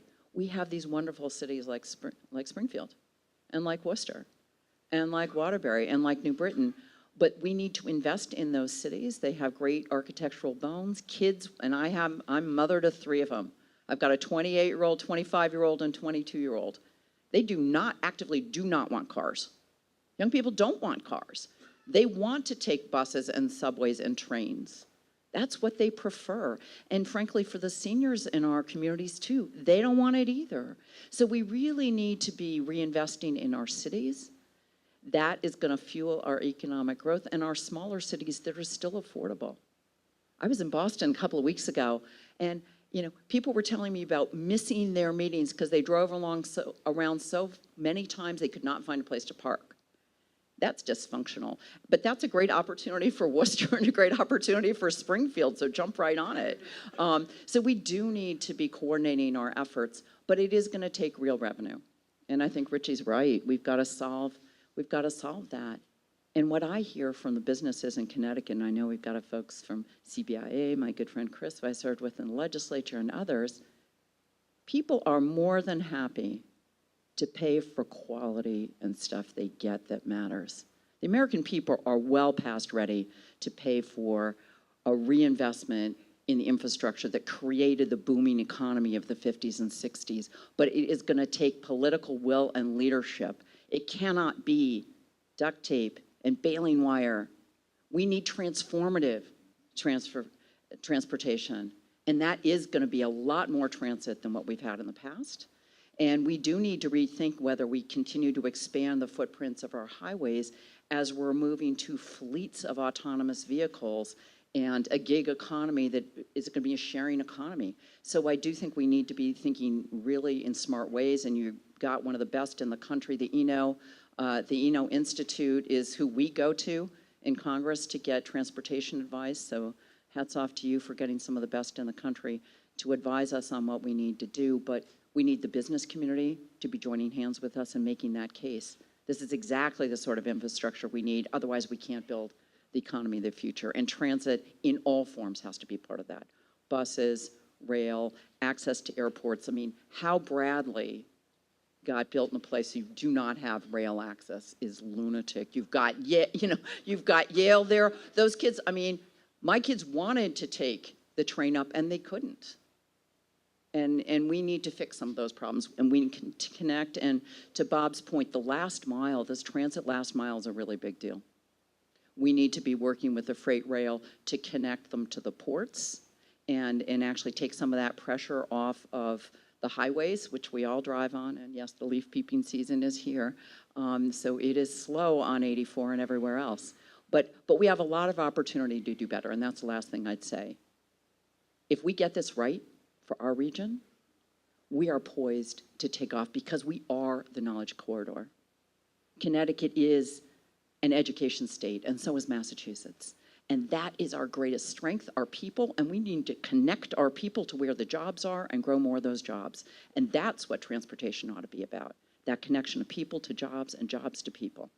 It's an exciting time to be doing this, if a little astounding. Oh, and if you haven't looked at your Twitter feed so far, the president does not like the Obamacare fix now, as of this morning. Oh, it took 24 hours. Well, if we wait to the end of the conference, he'll change his mind again.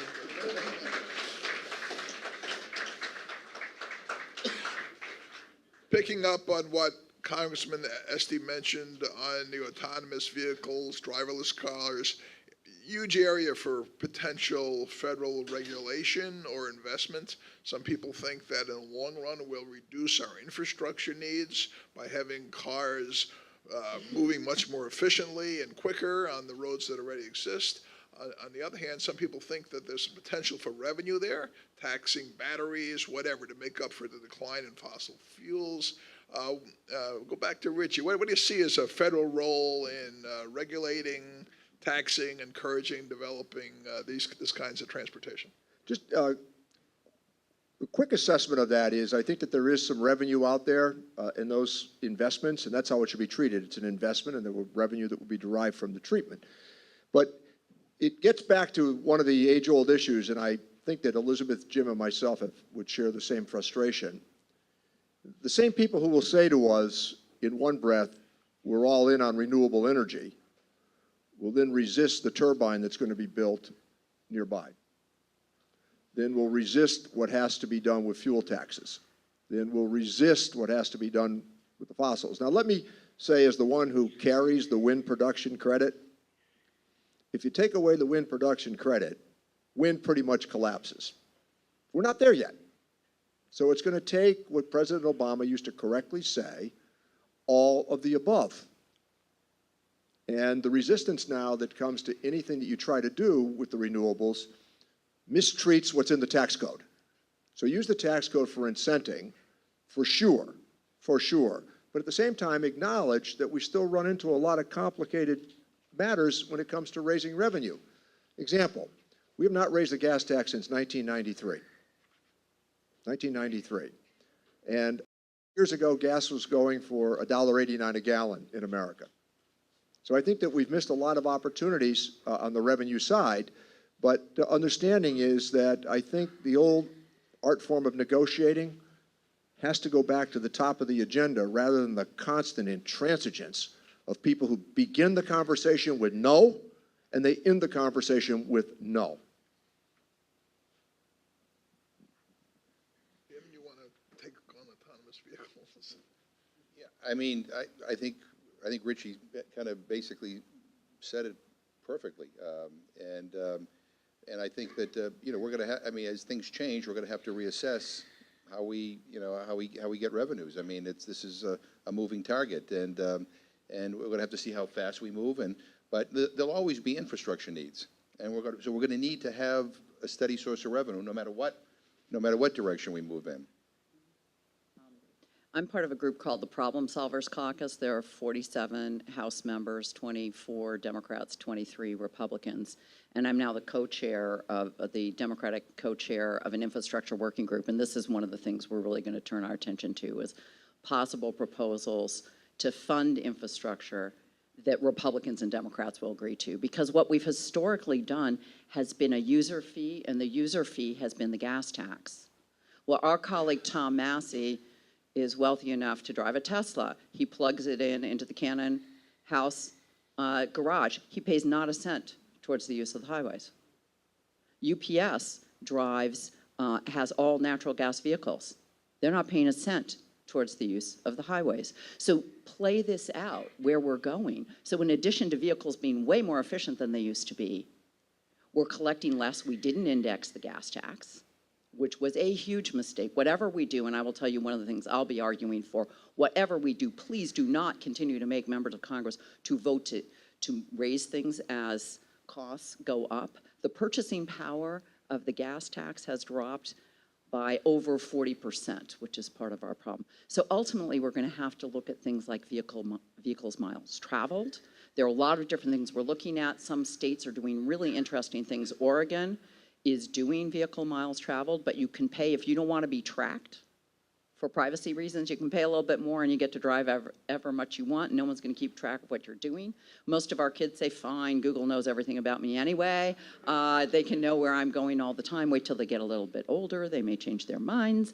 But I think these are the things we're going to have to look at, but we need a commitment from both sides of the aisle to appropriately, consistently, and constantly fund not only the building of infrastructure, but the maintenance. And that has been part of the problem. We have not set the money aside for maintenance. That has to be part of whatever package we do with this administration. People need to show they're going to pay to maintain that which they built.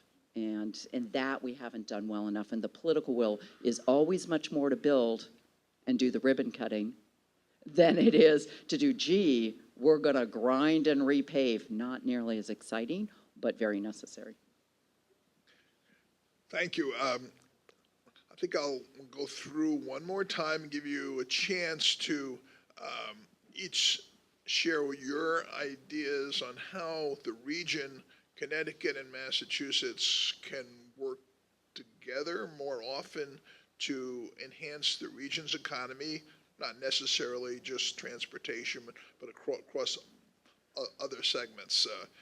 In the private sector, we like to say, if there were no border there, the region would operate a whole lot better, more successfully, be more interactive, because the private sector doesn't see a state line at all.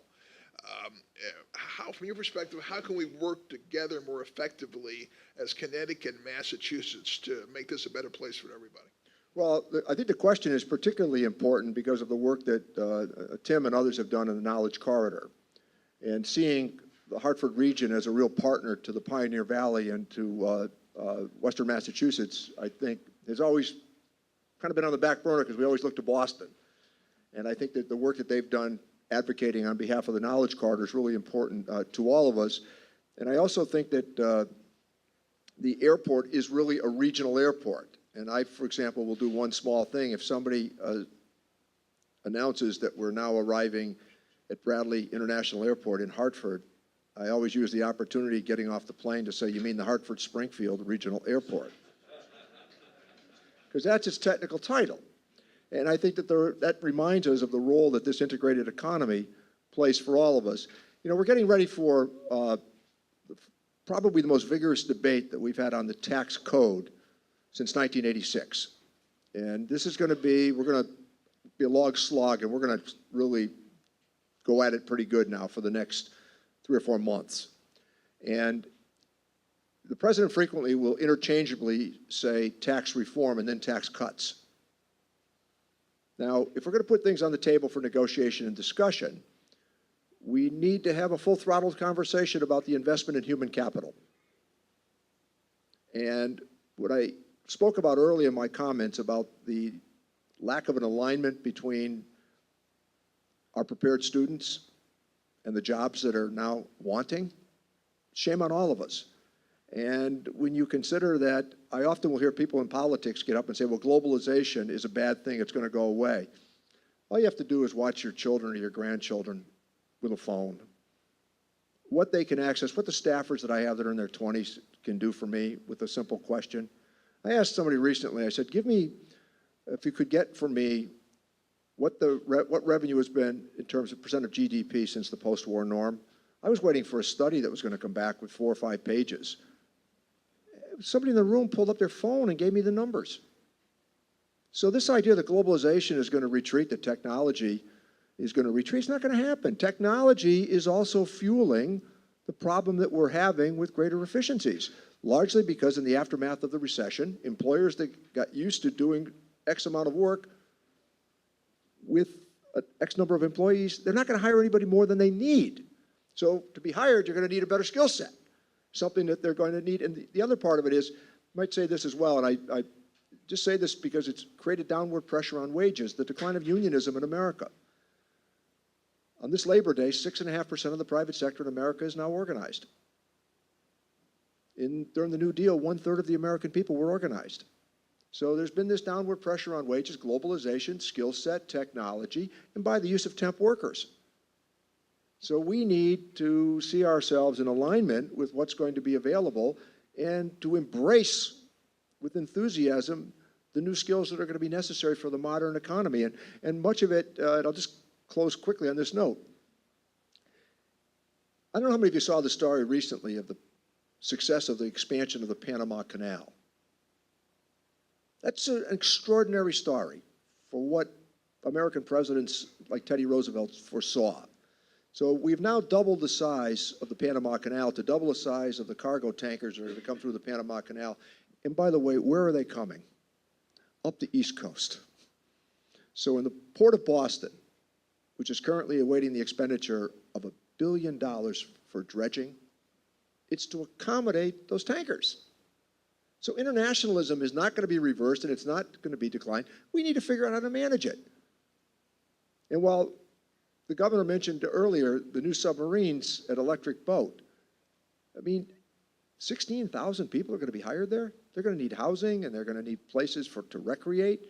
And that border is going to be very important to us. So in that defense budget, there's a lot of neat things you can do as well. Well, thanks. And let me thank everybody for being here today, and thanks for the invitation. Mr. Mayor, thank you for welcoming us to your city. And my mayor from Northampton, David Narkowitz, is here, and a lot of great stuff going on in Northampton. And I commented to him, I took a train from New York City, and it stopped at Northampton, and I was amazed how many people were on that train getting off at Northampton. And so this desire, for increased rail and the importance of rail, especially in our region is so apparent. When I walked in here, a couple of people asked me, what's it like in Washington now? And I said, I'm living the dream. And I said, then I added nightmares of dreams too. And I mentioned that because I think it's become increasingly clear that if we're going to see action in terms of transportation or smart economic development or on an energy policy or a whole range of things, it is going to happen on the state level. The president backs out of the Paris Climate Accord. States are picking up the slack, and they're basically adhering to those priorities because they get the importance of investing in clean, green, renewable energy, and the same thing on transportation. We do not have a federal transportation department that is thinking big or boldly right now. The money's not there, and the imagination is not there. I think they're all being told to think small, and so the big ideas are going to have to come on the state level and on a regional level with us coordinating with each other. And the stuff we're talking about today in terms of enhanced rail. We on the states and in the region, Connecticut and Massachusetts, are going to have to work closely together to develop these bold plans. And hopefully we will, it may not be immediate, but hopefully we'll get to the point, maybe it may take an election to get to this point where we actually have a transportation bill, an infrastructure bill that has real money in it, that could provide for real investment in the expansions that we're talking about. But it is important that we are ahead of the game, so that if we're at if it's a priority for shovel-ready projects, well, we can't be at the drawing board. We have to be ahead of all of this. And so I'm going to close as I began, that this regional cooperation, this state-to-state cooperation is incredibly important. But we need on the local level to step it up. We need to push for the development of these plans so that when the money comes, and it will come at some point, hopefully sooner rather than later, we are ready to go. And so here in Massachusetts, we need to be pushing our state government to understand that this has to be a priority. It can't be, well, this is a problem, or I like it, but this, or but this, or but nothing. I mean, we have to demand that this becomes a priority and that there is a plan that is being formulated and a way to get to our goal so that we can then, when the funding is there, actually provide the resources to make this happen. So I know everybody, sometimes I feel like I'm preaching to the converted, but it's good therapy for me. So, I know this is a priority here, but we need to figure out a way to elevate it at the local level. So thank you.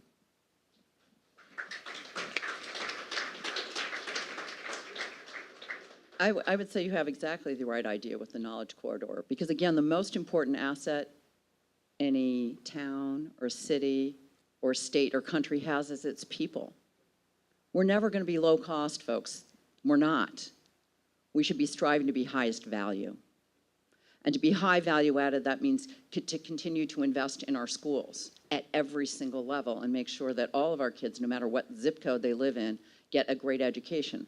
That makes us have to commit to vocational technical education, not insist that only kids who get four-year degrees are worthy of having a well-paid job. That's wrong, and it's unfair, and it's unwise. I feel really strongly about, if you want to know part of what happened in last year's election, and I'm telling you, somebody where Donald Trump, I have 30,000 voters voted for me and Donald Trump in my district. And those are people who feel disrespected and left behind. And that's responsibility of all of us. Because when we say innovation, folks in my district are saying, that's what cost me my job. So we cannot leave anybody behind in this economy. You know, we don't leave anybody behind on the battlefield as America. We should not leave anybody behind in our economy. And we need to be thinking about that as we're designing transportation and infrastructure. We cannot let Boston suck up all the resources for the region. That's not fair to everybody else, and it's unwise. And so I think we do need to be thinking about lifting up and supporting our cities, honoring our agricultural background that we all have in these regions, and there are ways to do that. But we can't do it by stealing from each other, whether it's sports teams or companies. We have to be sitting down together, and I see my friends from New Britain who dealt with this with Hartford, taking their sports team. So, you know, we just have got to stop doing that and look at growing the whole region in ways that invest and make this to continue to be the great place we love to live in. And that's the opportunity, but also the imperative of the time we're in. And you know, we will be there with you. And if you want us to come and help convene conferences, whether it's on rail or whatever it is, we will be there because we'll feel strongly about this. And yeah, things are a little tiny bit gridlocked in Washington. So we are happy to be here helping you out. Thanks all very much.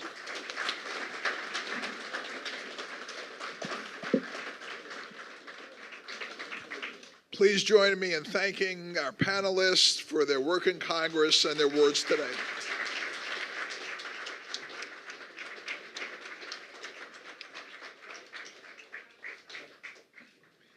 I'd like to invite the next set of panelists to come to the front while we sort things out a little bit.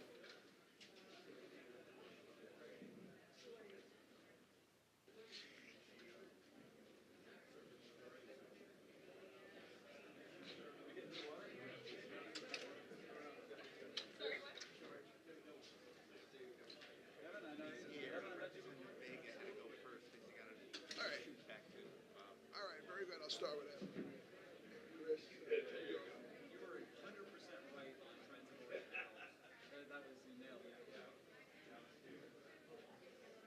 see. Should have got one of these.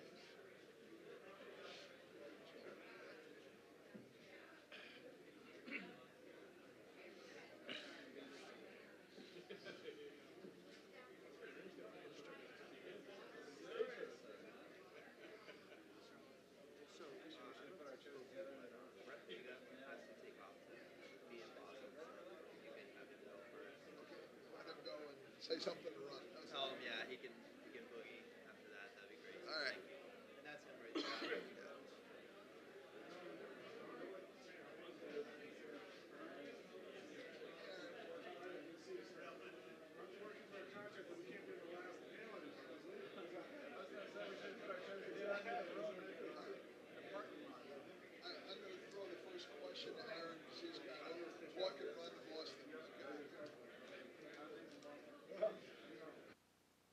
everybody. Hello.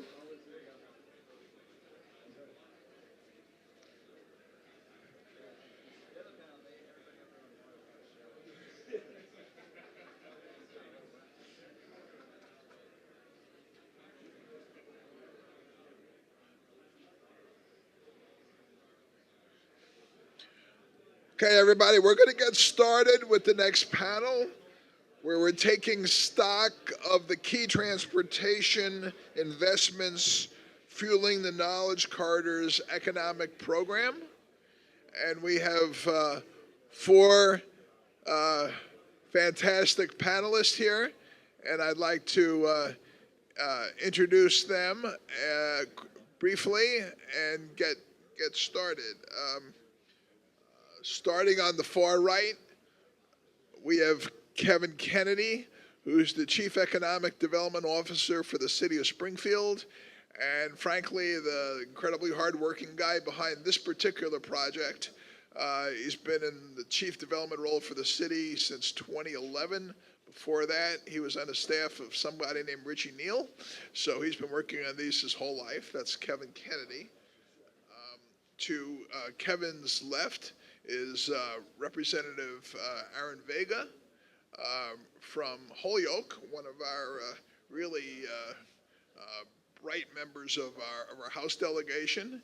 He's also one of the leaders of the state Latino group of caucus of legislators and does a fantastic job. He's got a background, by the way, not just in economic development and small business. He knows yoga. He also knows film editing. So you have a very versatile leader there. To Aaron's left is Chris Perrone. He's the Chief Transportation Financial Officer for the House Democrats and Assistant Majority Leader in Massachusetts. I'm sorry. Yeah, that's good enough. Today, everybody in Massachusetts is Connecticut. Everybody in Connecticut is Massachusetts. So as I was saying, Chris has a leadership in the Connecticut legislature and is the Chief Transportation Financial Officer there for the House Democrats. He's an MBA, by the way, from UConn, but he also was from that school up in Syracuse that happened to win a football game the other day, but we're not going to talk about that. So we welcome Chris. And finally, someone I think virtually all of us know, Kevin Dillon, who runs Bradley Airport. He's been doing airports almost as long as I've been doing newspapers. And he's done a fantastic job expanding service there, and we're going to be talking to him about his vision for the future of air transportation here in the Knowledge Corridor. Aaron's got to run to a meeting in Boston, so we're going to start with Aaron Vega, and perhaps you can talk about, from a perspective of Holyoke, how you see the infrastructure investments as they affect Holyoke, Northampton, and the entire Knowledge Corridor, and your perspective from a Massachusetts state rep. Sure. Well, good morning, everybody. Thank you for sticking with us. And I would like to say I have 11:15 train to Boston, but I don't have an 11:15 address. I have an 11:15 car ride to Boston, so we're working on that. So I think that, as been said before, a couple of things I want to point out. I think that we have a lot of discussion about what's the role of government, right? And I think that we tend to conclude that we want to see the government involved in investing in education, whether it's early education and higher education. I know a lot of higher education people are here today. We want to see government invest and make sure that public safety. And I think it comes back to we want to see government invest in transportation. And I think that here in Western Mass, we may feel a little bit that investment hasn't been equalized across the Commonwealth. And I think we see that when we talk about North-South Rail and East-West Rail specifically. We here in Western Mass also know that some of our biggest industries is actually tourism, and we want people to get out here. And so we need to have the train be that sort of artery, and hopefully using then public transportation and even Peter Pan as a transportation mode to go from that artery into the rest of the great areas here in Western Mass and down to Connecticut. Now, what we've seen here in Western Mass from the delegation is a commitment to expand north-south rail. We have it's built. We want to see commuter rail. We want to see the idea of getting people all the way from Greenfield, Northampton, Holyoke, here to Springfield to getting those trains to Boston, to getting those trains to New York. Still can't get to Boston from Springfield. But we also recognize that, as you heard earlier, the economic impact that the train had in Worcester. It was one factor, but it was a major factor. We're talking about economic development, we talk about tourism, we talk about our education system. People want to get there and not have to stress about driving, stress about parking. They want to be able to take the train, maybe still work on the train. And we know now that we're going to have this pretty multi-$100 million investment just around the corner here of this casino. We want people from across the Commonwealth to be coming to Springfield to utilize the casino here in the Commonwealth. And we'd like them to be able to come in on train. So what we've done in Holyoke, we knew that this was critical for our downtown revitalization efforts, working with the mayor, working with Mass Development and others, Western Mass EDC. When the north-south rail first came online, Holyoke was not going to be in the first phase of the stops. It was going to go Springfield, it was going to skip over Holyoke and go to our friends in Northampton, which we love Northampton, and over to Greenfield. But we said, this isn't going to be right, and you never want to be in phase two when there's state money involved because you don't know if it's actually going to happen, right? So we worked hard and we got on phase one, and we have a train stop there now, and it's being really successful. But again, it's so limited, right? You can't hop on the train. I can't even go to Northampton for the day and come back necessarily on the train. We want to fix that. And when I think that we started having the east-west conversation, a lot of us in Western Mass were talking about let's connect to Worcester, let's connect to Boston, the economic impact that could have. It was Congressman Neal who said, well, let's not stop there, let's go out to Pittsfield. Because we have to also recognize that the 4 counties in Western Mass, Franklin, Hampshire, Hamden, and Berkshire County, are losing population. And we're losing population because there aren't the economic opportunities for our young people. We've got the colleges, they come here and get educated, but they don't stay here. So having transportation is just one more factor that's going to help that. Lastly, I'll say that, we got $30 million in a bond bill under the previous administration here in Massachusetts to expand north-south rail. That money's not been released. We've been working hard with Senator Eric Lesser, who I'm pitching in here for today, to get a study done on east-west rail. And we are looking at this as an economic engine for everybody involved, whether it's high speed or regular speed, but connecting the Commonwealth across is really critical. And so I know that Eric Lesser, Senator Lesser, when he's described, I don't think anyone would say he's a pit bull, but on this issue, he's a bit of a pit bull on this study. And I know there's going to be a hearing next week. He's organizing people to get out to Boston and talk. This administration needs to hear from you, the planners, the development people, the education people, the people in business, how this is going to be critical to you in the future of your business. That's going to help us leverage the study and hopefully leverage some bricks and mortar development in the next couple of years to actually see this happen. So thank you for your time. Thank you, Aaron.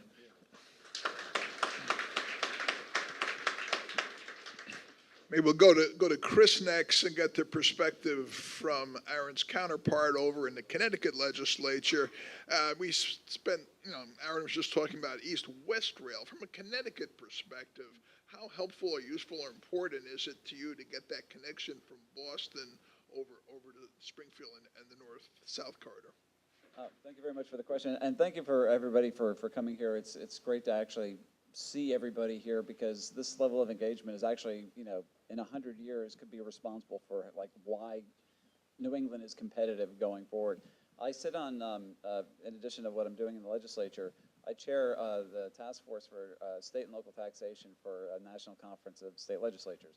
And so I'm dealing with legislators from all over the country. Basically, they see us as the People's Republic of New England. Well, we're like one big state to them. And we are, so we're on our own. And so having this conversation here, this group of people that are this engaged, and I have to say, I just got to give a shout out to Congresswoman Esty, who the first thing I did when I became the chief, transportation financial officer, I begged the speaker not to call it a czar, just because we're done with czars. This was really about stabilizing the state's special transportation fund and making sure that we actually have a transportation fund going forward. But the point of all is that Connecticut is committed to not only infrastructure, but the way I see it, before this I was in advertising, and so I tend to break things down into more simple statements. And I think that, we talk about building infrastructure, we're building communities.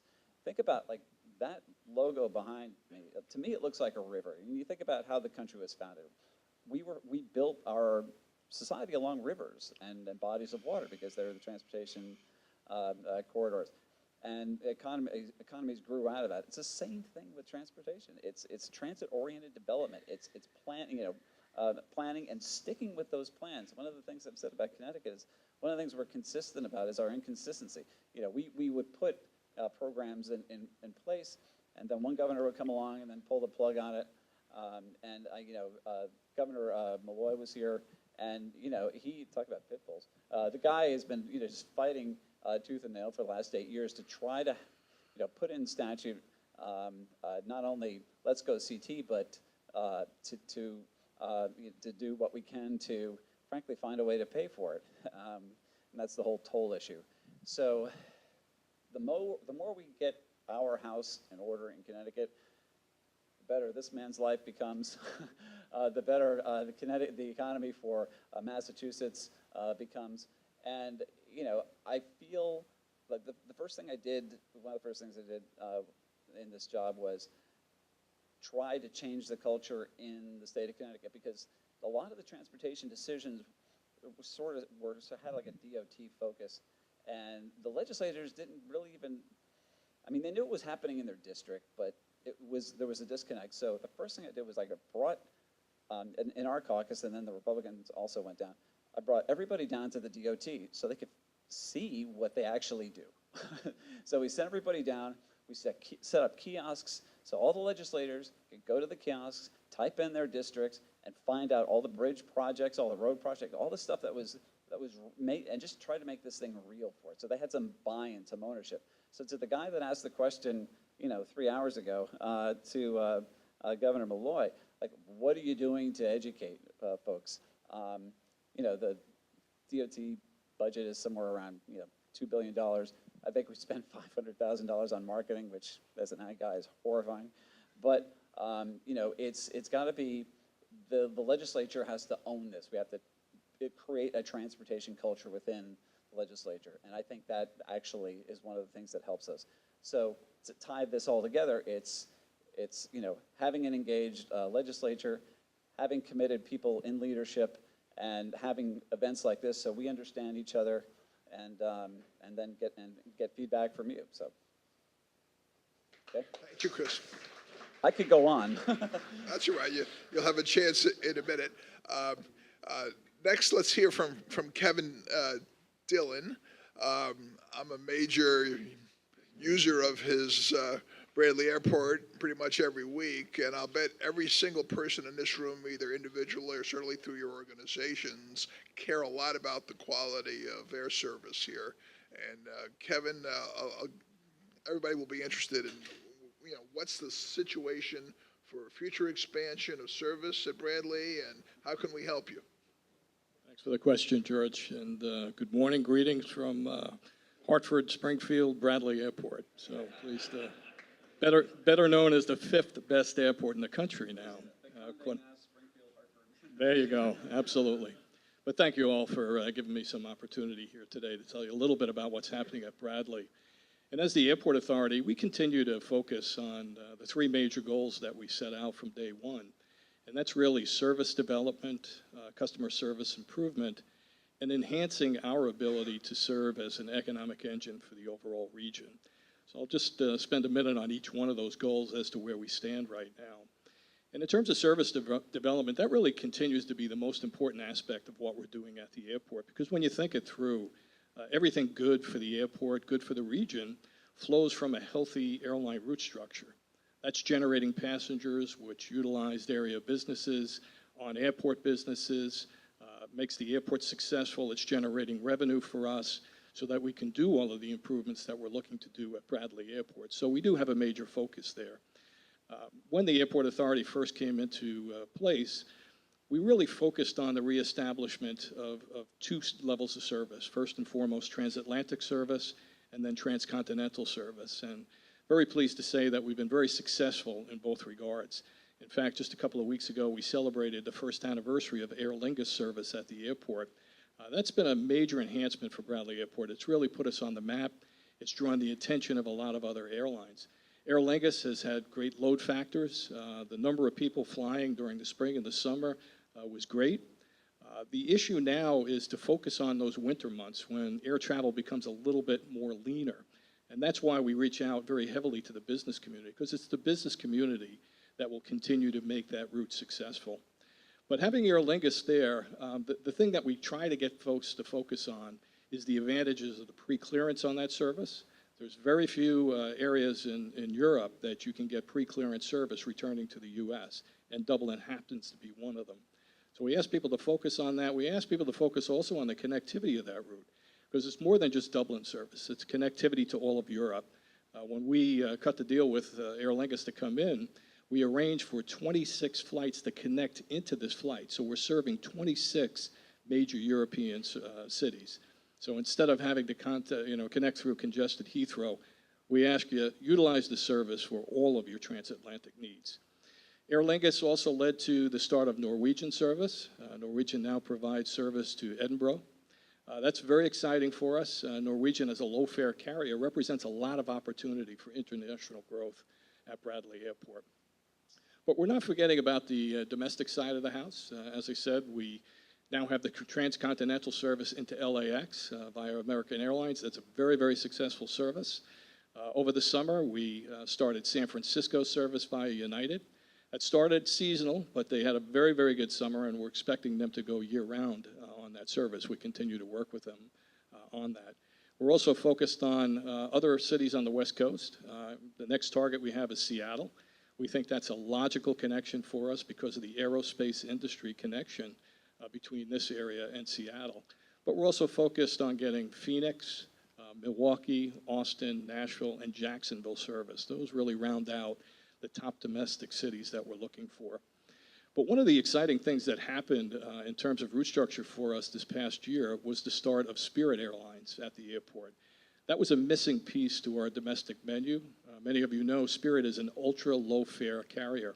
And they started with 2 cities. They started with Orlando and Myrtle Beach. They're now up to 5 cities because of the success that they've had at Bradley Airport. So a lot of good things have been happening at Bradley in terms of route development. And that's led to us handling about a little bit over 6 million passengers last year, of which I should point out 20% of that 6 million passengers come from the Western Massachusetts area. So Western Massachusetts continues to be a big piece of our market area. If you look at the past couple of months where we have full numbers, we're growing quite a bit at the airport. In July, we grew by more than 9%. In August, we grew by over 12%. So those are fantastic numbers, and it really speaks to the turning economy and what we've been able to accomplish at the airport. In terms of customer service, a lot of good things going on. I don't want to take a whole lot of time, but we'd like to think some of the improvements we put online led to that award that we just got as the 5th best airport in the country. We've been focusing on our concession opportunities. We brought in some new restaurants, Phillips Seafood, Two Roads Brewery, to bring in a local flavor. We now have the Escape Lounge. It's a first-class lounge that any passenger at the airport can utilize. But we're also very much focused on our physical facilities. We just launched a $5.5 million project to redo all of the restrooms at the airport. But the major project we have underway is our new transportation center. We think that's extremely important for the airport. It's going to house all of our rental car operations, which you won't have to take a shuttle bus now to get a rental car at Bradley Airport. This facility will be connected directly to the terminal and any future terminal we construct. It's also going to have some public parking, but I think the most exciting component of that project is what we call the transit center. We want to connect to the new rail service coming up from New Haven all the way up to Springfield. Very, very important to us at the airport to have another ground transportation option. As we look to recruit international service, we're finding out from international carriers that becomes a very important component of what they're looking for at Bradley Airport. As you know, Europeans are very enamored with airport-to-rail connectivity. In fact, we actually lost out on the competition with another airport that had rail service simply because we did not have that rail connectivity. So it's very important for us as we look to sell Bradley Airport, as we look to market to the airlines. We need to have that day trip access to New York and hopefully ultimately up to Boston via these rail lines. It's going to be extremely important as we go forward. Lastly, I'll just finish up with saying from an economic development standpoint, that continues to be a primary focus of the airport. You know, we think we are a facilitator of economic development. Companies can locate to the region as a result of the airport. Companies can thrive. We can meet their transportation needs. So it becomes very, very important overall to the economy. And just to throw out a couple of numbers, we just recently updated our economic impact study. And unfortunately, we had to change to a new methodology as required by the FAA. So it's difficult when you try to compare this to old numbers. But Bradley Airport alone is generating $2.6 billion in economic impact for the region. So that's a sizable number. If you look at the contribution we make to taxes that are being generated at the airport, that's $154 million. And in terms of jobs, the airport's actually supporting about 21,000 jobs. So again, we feel the airport continues to be very important to the area. We certainly thank you all for your use of Bradley Airport and hope to see every one of you there on your next air trip. Thanks. Thank you.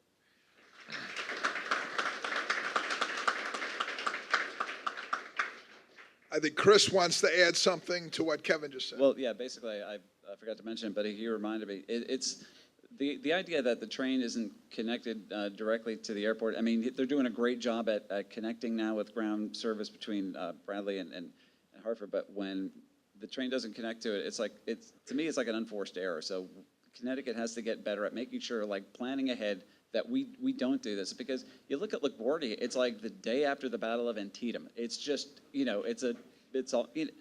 why aren't we pulling more market share from LaGuardia and in the New York City area?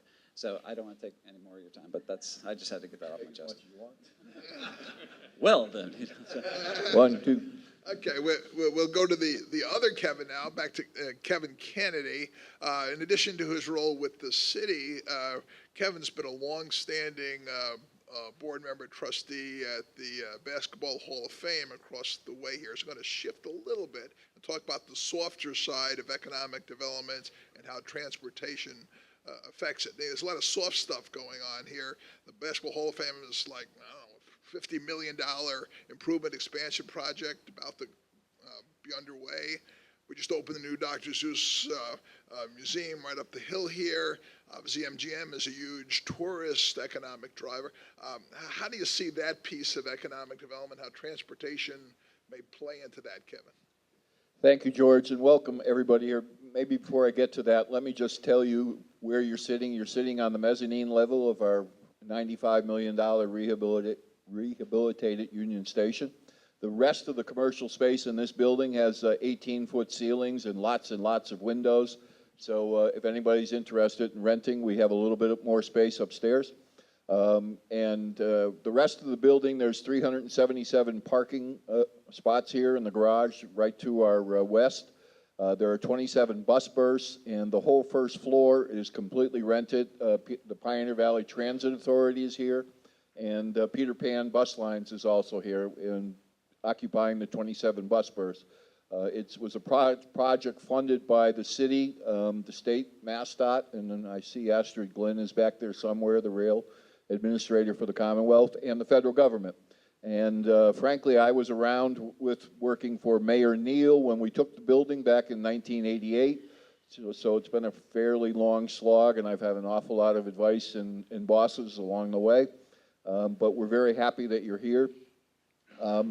Let me just say that Springfield recognizes the fact that we are part of the knowledge corridor, part of those 2.7 million people that are up and down the corridor. Boston is our political capital, but our economics are very, very much based up and down the Connecticut River Valley and very, very much tied to Hartford and the environs around Hartford.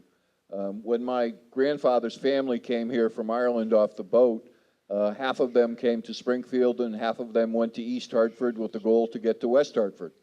And it was one of those situations where everybody recognized the importance of the river. Here in Springfield, we've done quite well over the recent past. George mentioned the $1 billion MGM casino. And by the way, I will tell you folks from Connecticut, While MGM would like us to enter the fray with you folks as it relates to casinos in your state and down in East Windsor, the mayor and I both have resisted that, and we've resisted that based on the fact that we have a much greater relationship with Connecticut than just casinos, so you should know that. One of the things that we've also been able to do here as part of our economic development work in Springfield with the casino in the south end as one anchor and Union Station here in the north end, we've been filling in the middle. And it was mentioned earlier, we have the largest rail company in the world located here, providing rail cars for the MBTA Orange and Red Line in Boston, which they will start shipping next year.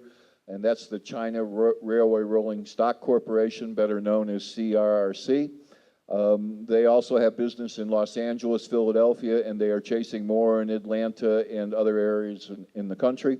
You should also, George mentioned one of the two important attractions that we have here that nobody else has, which is the Basketball Hall of Fame and also Dr. Seuss. We think that that's very important for our critical development as we go forward. But one of the other things that we definitely have to recognize, the fact that we have a rail system here and those 12 trains that are going to be coming here starting next year between here and Hartford, it's really important to us. But the fact of the matter is we've got to continue that line up north. And David Narkowitz, the mayor of Northampton, is here, and Aaron's from Holyoke. We have new depots that were built as a result of the federal stimulus money, the $73 million that came to improve the rail bed. But we also have new depots in Holyoke, Northampton, and Greenfield.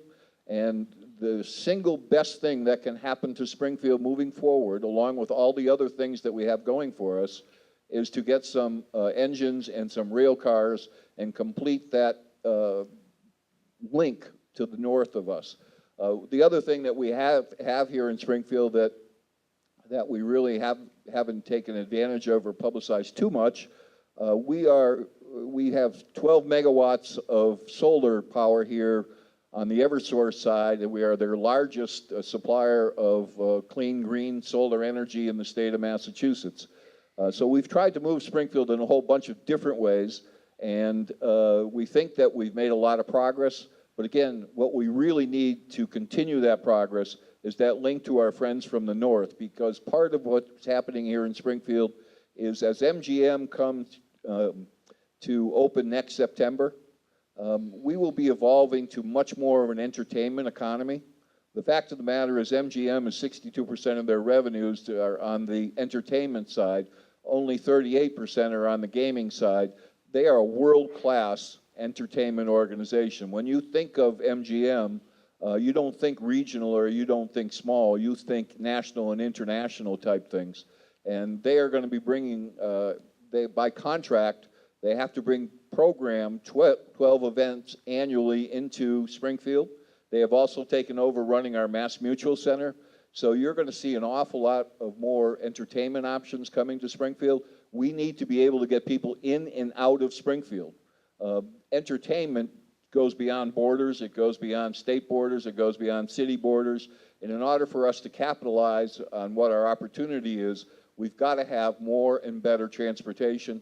And I might also add, it's not just rail, it's the bus side of things. And as I mentioned, with PVTA and Peter Pan housed here within this facility, we've got a great opportunity. So that's kind of my pitch, George.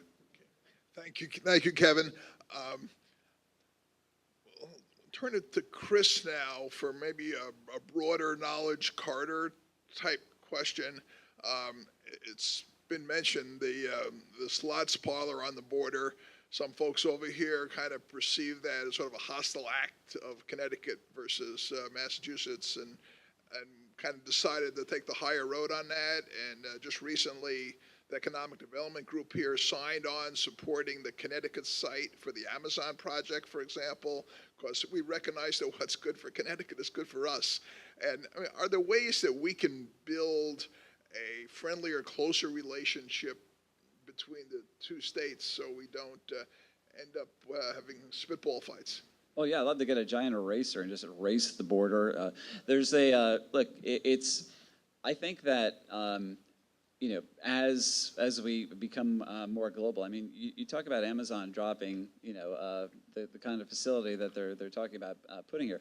That's going to create an impact. I was, talking to Kevin before this. It's like the concern was, well, we don't have an international airport at the scale that maybe Amazon is looking for. I said, well, if you put that facility, Amazon facility here in Connecticut, that will happen. It's just going, we are, we'll adapt.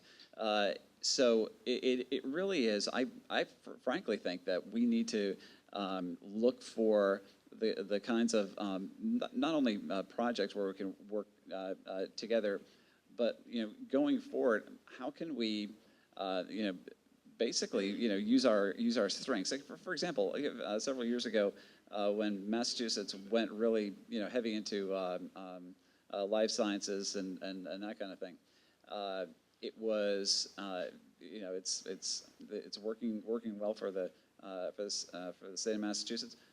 Connecticut did, basically something similar several years later, but they did their own thing, and I think it's it's working for us. But could there have been a way to maybe plan that a little more regionally, where we're a little more synergistically, we're working together to try to make to just create again People's Republic of New England. I mean, this is is there a way to basically make this sector of the continental United States the strongest sector for biopharma and everything else? So yeah, what can we as business industries, what can we do? The same thing for aerospace, for computer science. I mean, just play to our strengths to leverage that. But again, it's been said only 600 times today that the transportation infrastructure is really our backbone. It is going to build our economy. Not only will it just literally along the area that we're talking about, but because I think that freight rail has been not really addressed the way I think it should be, because that is going to be a critical part, and that's going into the communities and in the tributaries where that's going to have an impact if we upgrade our infrastructure there. So I think this is something that I think mindfulness is a big part of this. I think that as we have a new governor coming into the state of Connecticut, can the two governors sit down together and maybe divide and conquer, figure out division of labor, find some way to leverage all the other things that we're trying to do to make this work. Thank you, Chris. He was mentioned earlier, but I see John Olver is here, and all his years in Congress, John rose to be the #1 expert in Congress on everything transportation. He continues to be a huge resource for those of us working on transport. I just want to recognize John Olver. John, wave your hand.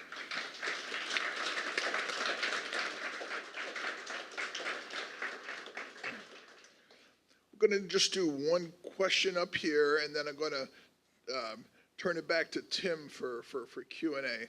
I guess looking at your own worlds and your own responsibilities, turning it more back to the audience and, frankly, the companies and organizations and the public behind them, what kinds of support are you looking for to enhance your goals in your own avenues? How can these folks help you be successful from an infrastructure, transportation, or a broader perspective?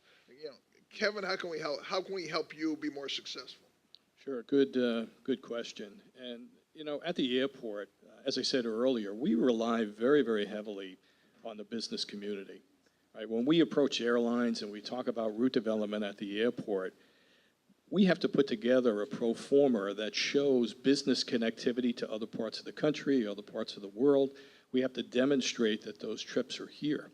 So we're constantly reaching out to the business community. In fact, we just hired a new person at the CAA with the sole purpose of establishing that relationship with the business community. But I'll give you a quick story of what really led to the Aer Lingus service, in addition to just all of the political support that we got and all the help we got. And certainly Congressman Neal was instrumental in that, Congressman Larson on the Connecticut side, very helpful. But it was really the business community that delivered that for us. And we had reached out to the business community tried to get information on budgets and destinations that they were looking to travel to. And we ended up identifying 23 companies, both on the Connecticut side and the Mass side, that we felt were emblematic of the business community here in the region. And we uncovered that those 23 companies alone were spending over $40 million annually on transatlantic travel. I mean, that is a huge statistic to lay at the feet of airlines when you're trying to convince them to start service. And it was really that stat that got Aer Lingus' attention. So the thing that I would stress is, the continued loyalty to the airport.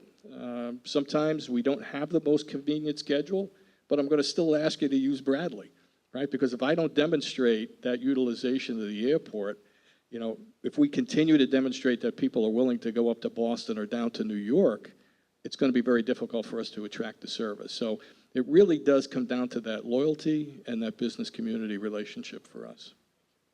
Chris? Yeah. Well, I was just, again, coming from a marketing standpoint, I really want to know what you think. So I'm curious to know what you think would help you. You're already engaged. Nobody has blinked yet. I'm looking at all of you now, and everybody is focused here. But I'm curious, would it help you more to drive the conversation in your communities about, what the legislature is doing, what the governor is doing, what's happening on the federal level? If you understood basically, what the plan to win this whole thing is, basically what the outcome is supposed to be is what the goal is, because I think that in Connecticut that message is gone. There isn't really one. It's all fragmented, and I think that's why when you get into tolls and stuff like that, the conversation just really becomes hodgepodge, and does, there's just a lot of division, or is it really do you want to know how you can get more involved in your communities to help drive this conversation? So I'm just curious, how many want to know, basically an overall plan that, I hate to say win, because that word has been, really had an unfortunate in the last several weeks, several months. But what do you think we should be focusing on? Making sure, informing the public, what's going on, or working with you directly to get out into your communities? Does anybody have any thought on that? Mm.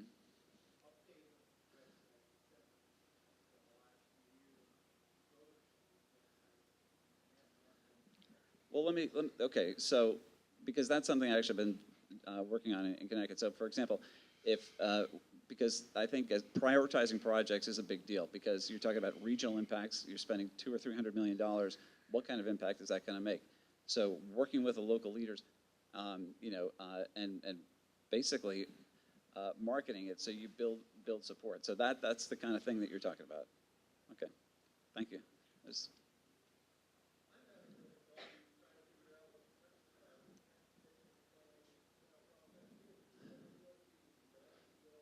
I'm with you there.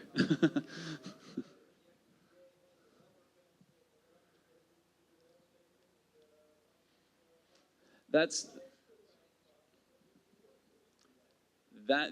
been another thing. I mean, I think that Jim Redeker is doing a great job at DOT, but he's not the governor. So it's where does the message come from, and how does this work? So I think that. I totally hear you, and I think that we have to basically look at it region by region, work with the MPOs, and there's a whole other backstory. I'll tell you about it later. But basically, having kind of an authority that oversees, having an authority that oversees how these projects are prioritized, and then how everything's going to be rolled out into these communities, so people can understand, what the fiscal impact is going to be, how the transit-oriented development approach is going to be, how the citizen engagement component is going to work, and have a plan for each region of the state where this stuff happens, because every region is going to have their own take on it. When we're here.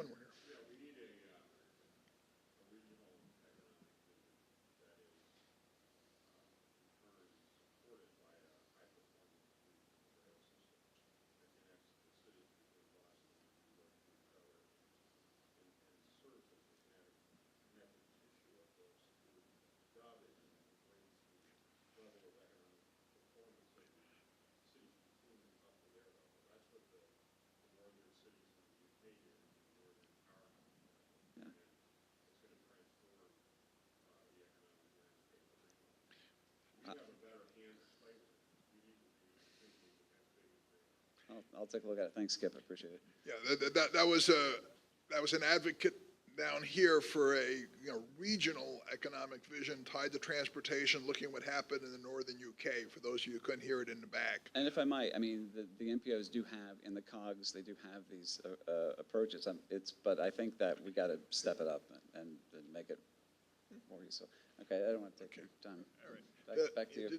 Yeah, I'd just like to say from a marketing perspective, when Tim Brennan and I were first talking about this meeting, we were envisioning possibly inviting both governors and with the hope of having them jointly announce a multi-million-dollar program to market the Knowledge Corridor and to get a bunch more private support behind that and et cetera. I think that's there to be done. We didn't do it, frankly, because of the tensions between the two states right now, and also some of the political situation in Connecticut wasn't the right year for that. But that's there to be done.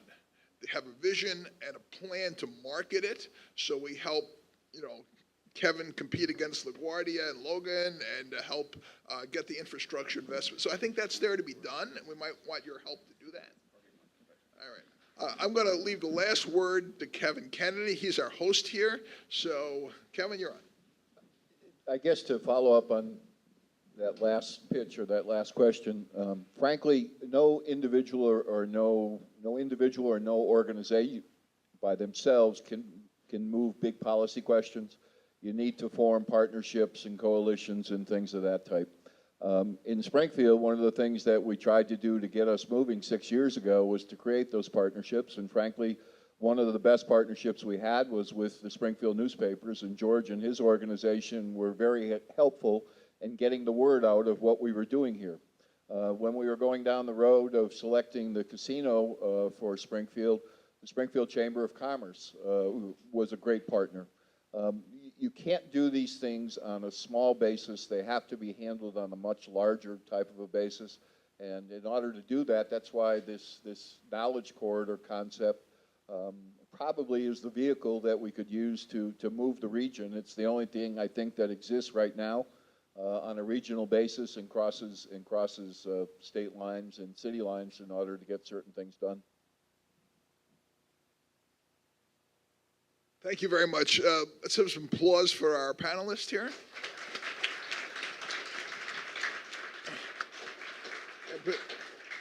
Please stay seated. We're going to do some Q&A, and to do that, Tim's going to come up here and handle that. Thank you all. Lightning round. So I want to be respectful of your time, but are there any questions that you have for the panelists or for our keynoter who's still with us? I see Diane.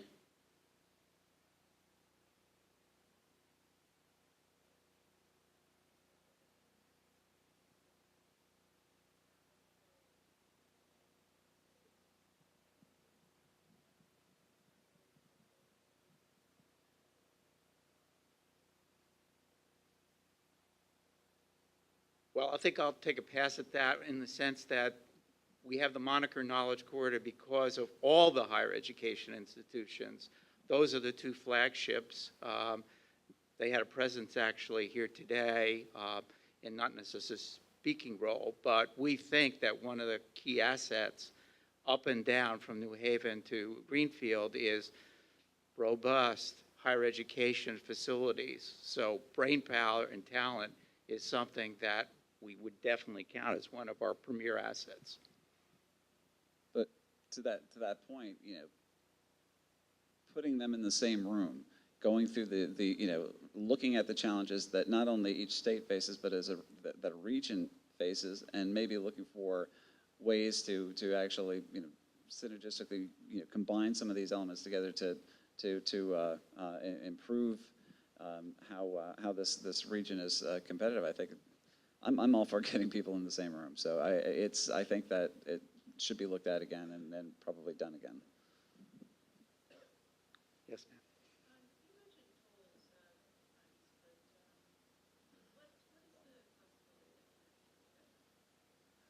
Well, Connecticut wants to survive. I'm not being glib. I think that at the rate at which our special transportation fund is running out of money versus declining revenue, which is putting pressure on our general fund, I think that having this, let me put it this way, this is the first year we've had like a real conversation on tolls in Connecticut. I think that part of it is driven by the fact that just anytime somebody leaves the state, they go driving through other states, there are cranes, there are new projects going up. I think they see that other states are taking care of it. I think that when 5 years ago, if I brought up tolls with constituents, they'd read me the riot act. That's not happening the way it did. I think that people are getting used to the idea. They see that we need to have a competitive infrastructure, a first-rate infrastructure. You do that with tolls, but as long as the revenue, as long as the funds are protected and just dedicated towards transportation, I think that's the deal. And the other thing is people want to see that they're getting the best bang for their buck. They want to see that it's going into things that are going to improve their community in real time, and I think that's also part of it. I think that the contract that leadership has with constituents and the legislature is also evolving and could be. I'd like to see it getting better, and I think it will. I'm sorry, I've been like, this is so inside baseball. Yeah, I think it is. I think that we're getting there. Let me put it this way. I've been very vocal about, for tolls, okay? A lot of my colleagues are like, yeah, not so much, because they don't want to, get heat for it. I think we need tolls. I'd like to see them. I think, it's getting more support for them. The governor touched on that earlier, so I'm all for it.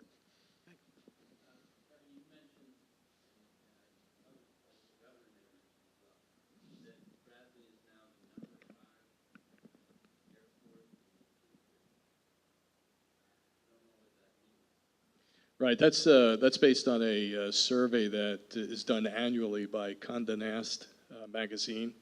It's a very well-respected publication in the travel world, and readers have the ability to rank airports across the country.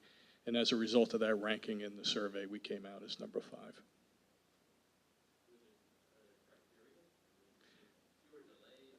Yeah, it looks at things such as service level, amenities at the airport, access to the airport. One of the things that was cited about Bradley is the convenience of access getting to the airport. And when they talk about access, that's not only highway access or ground transportation modes, that's access through security, access at check-in. So we got very high marks for that. Last question? Yes, sir.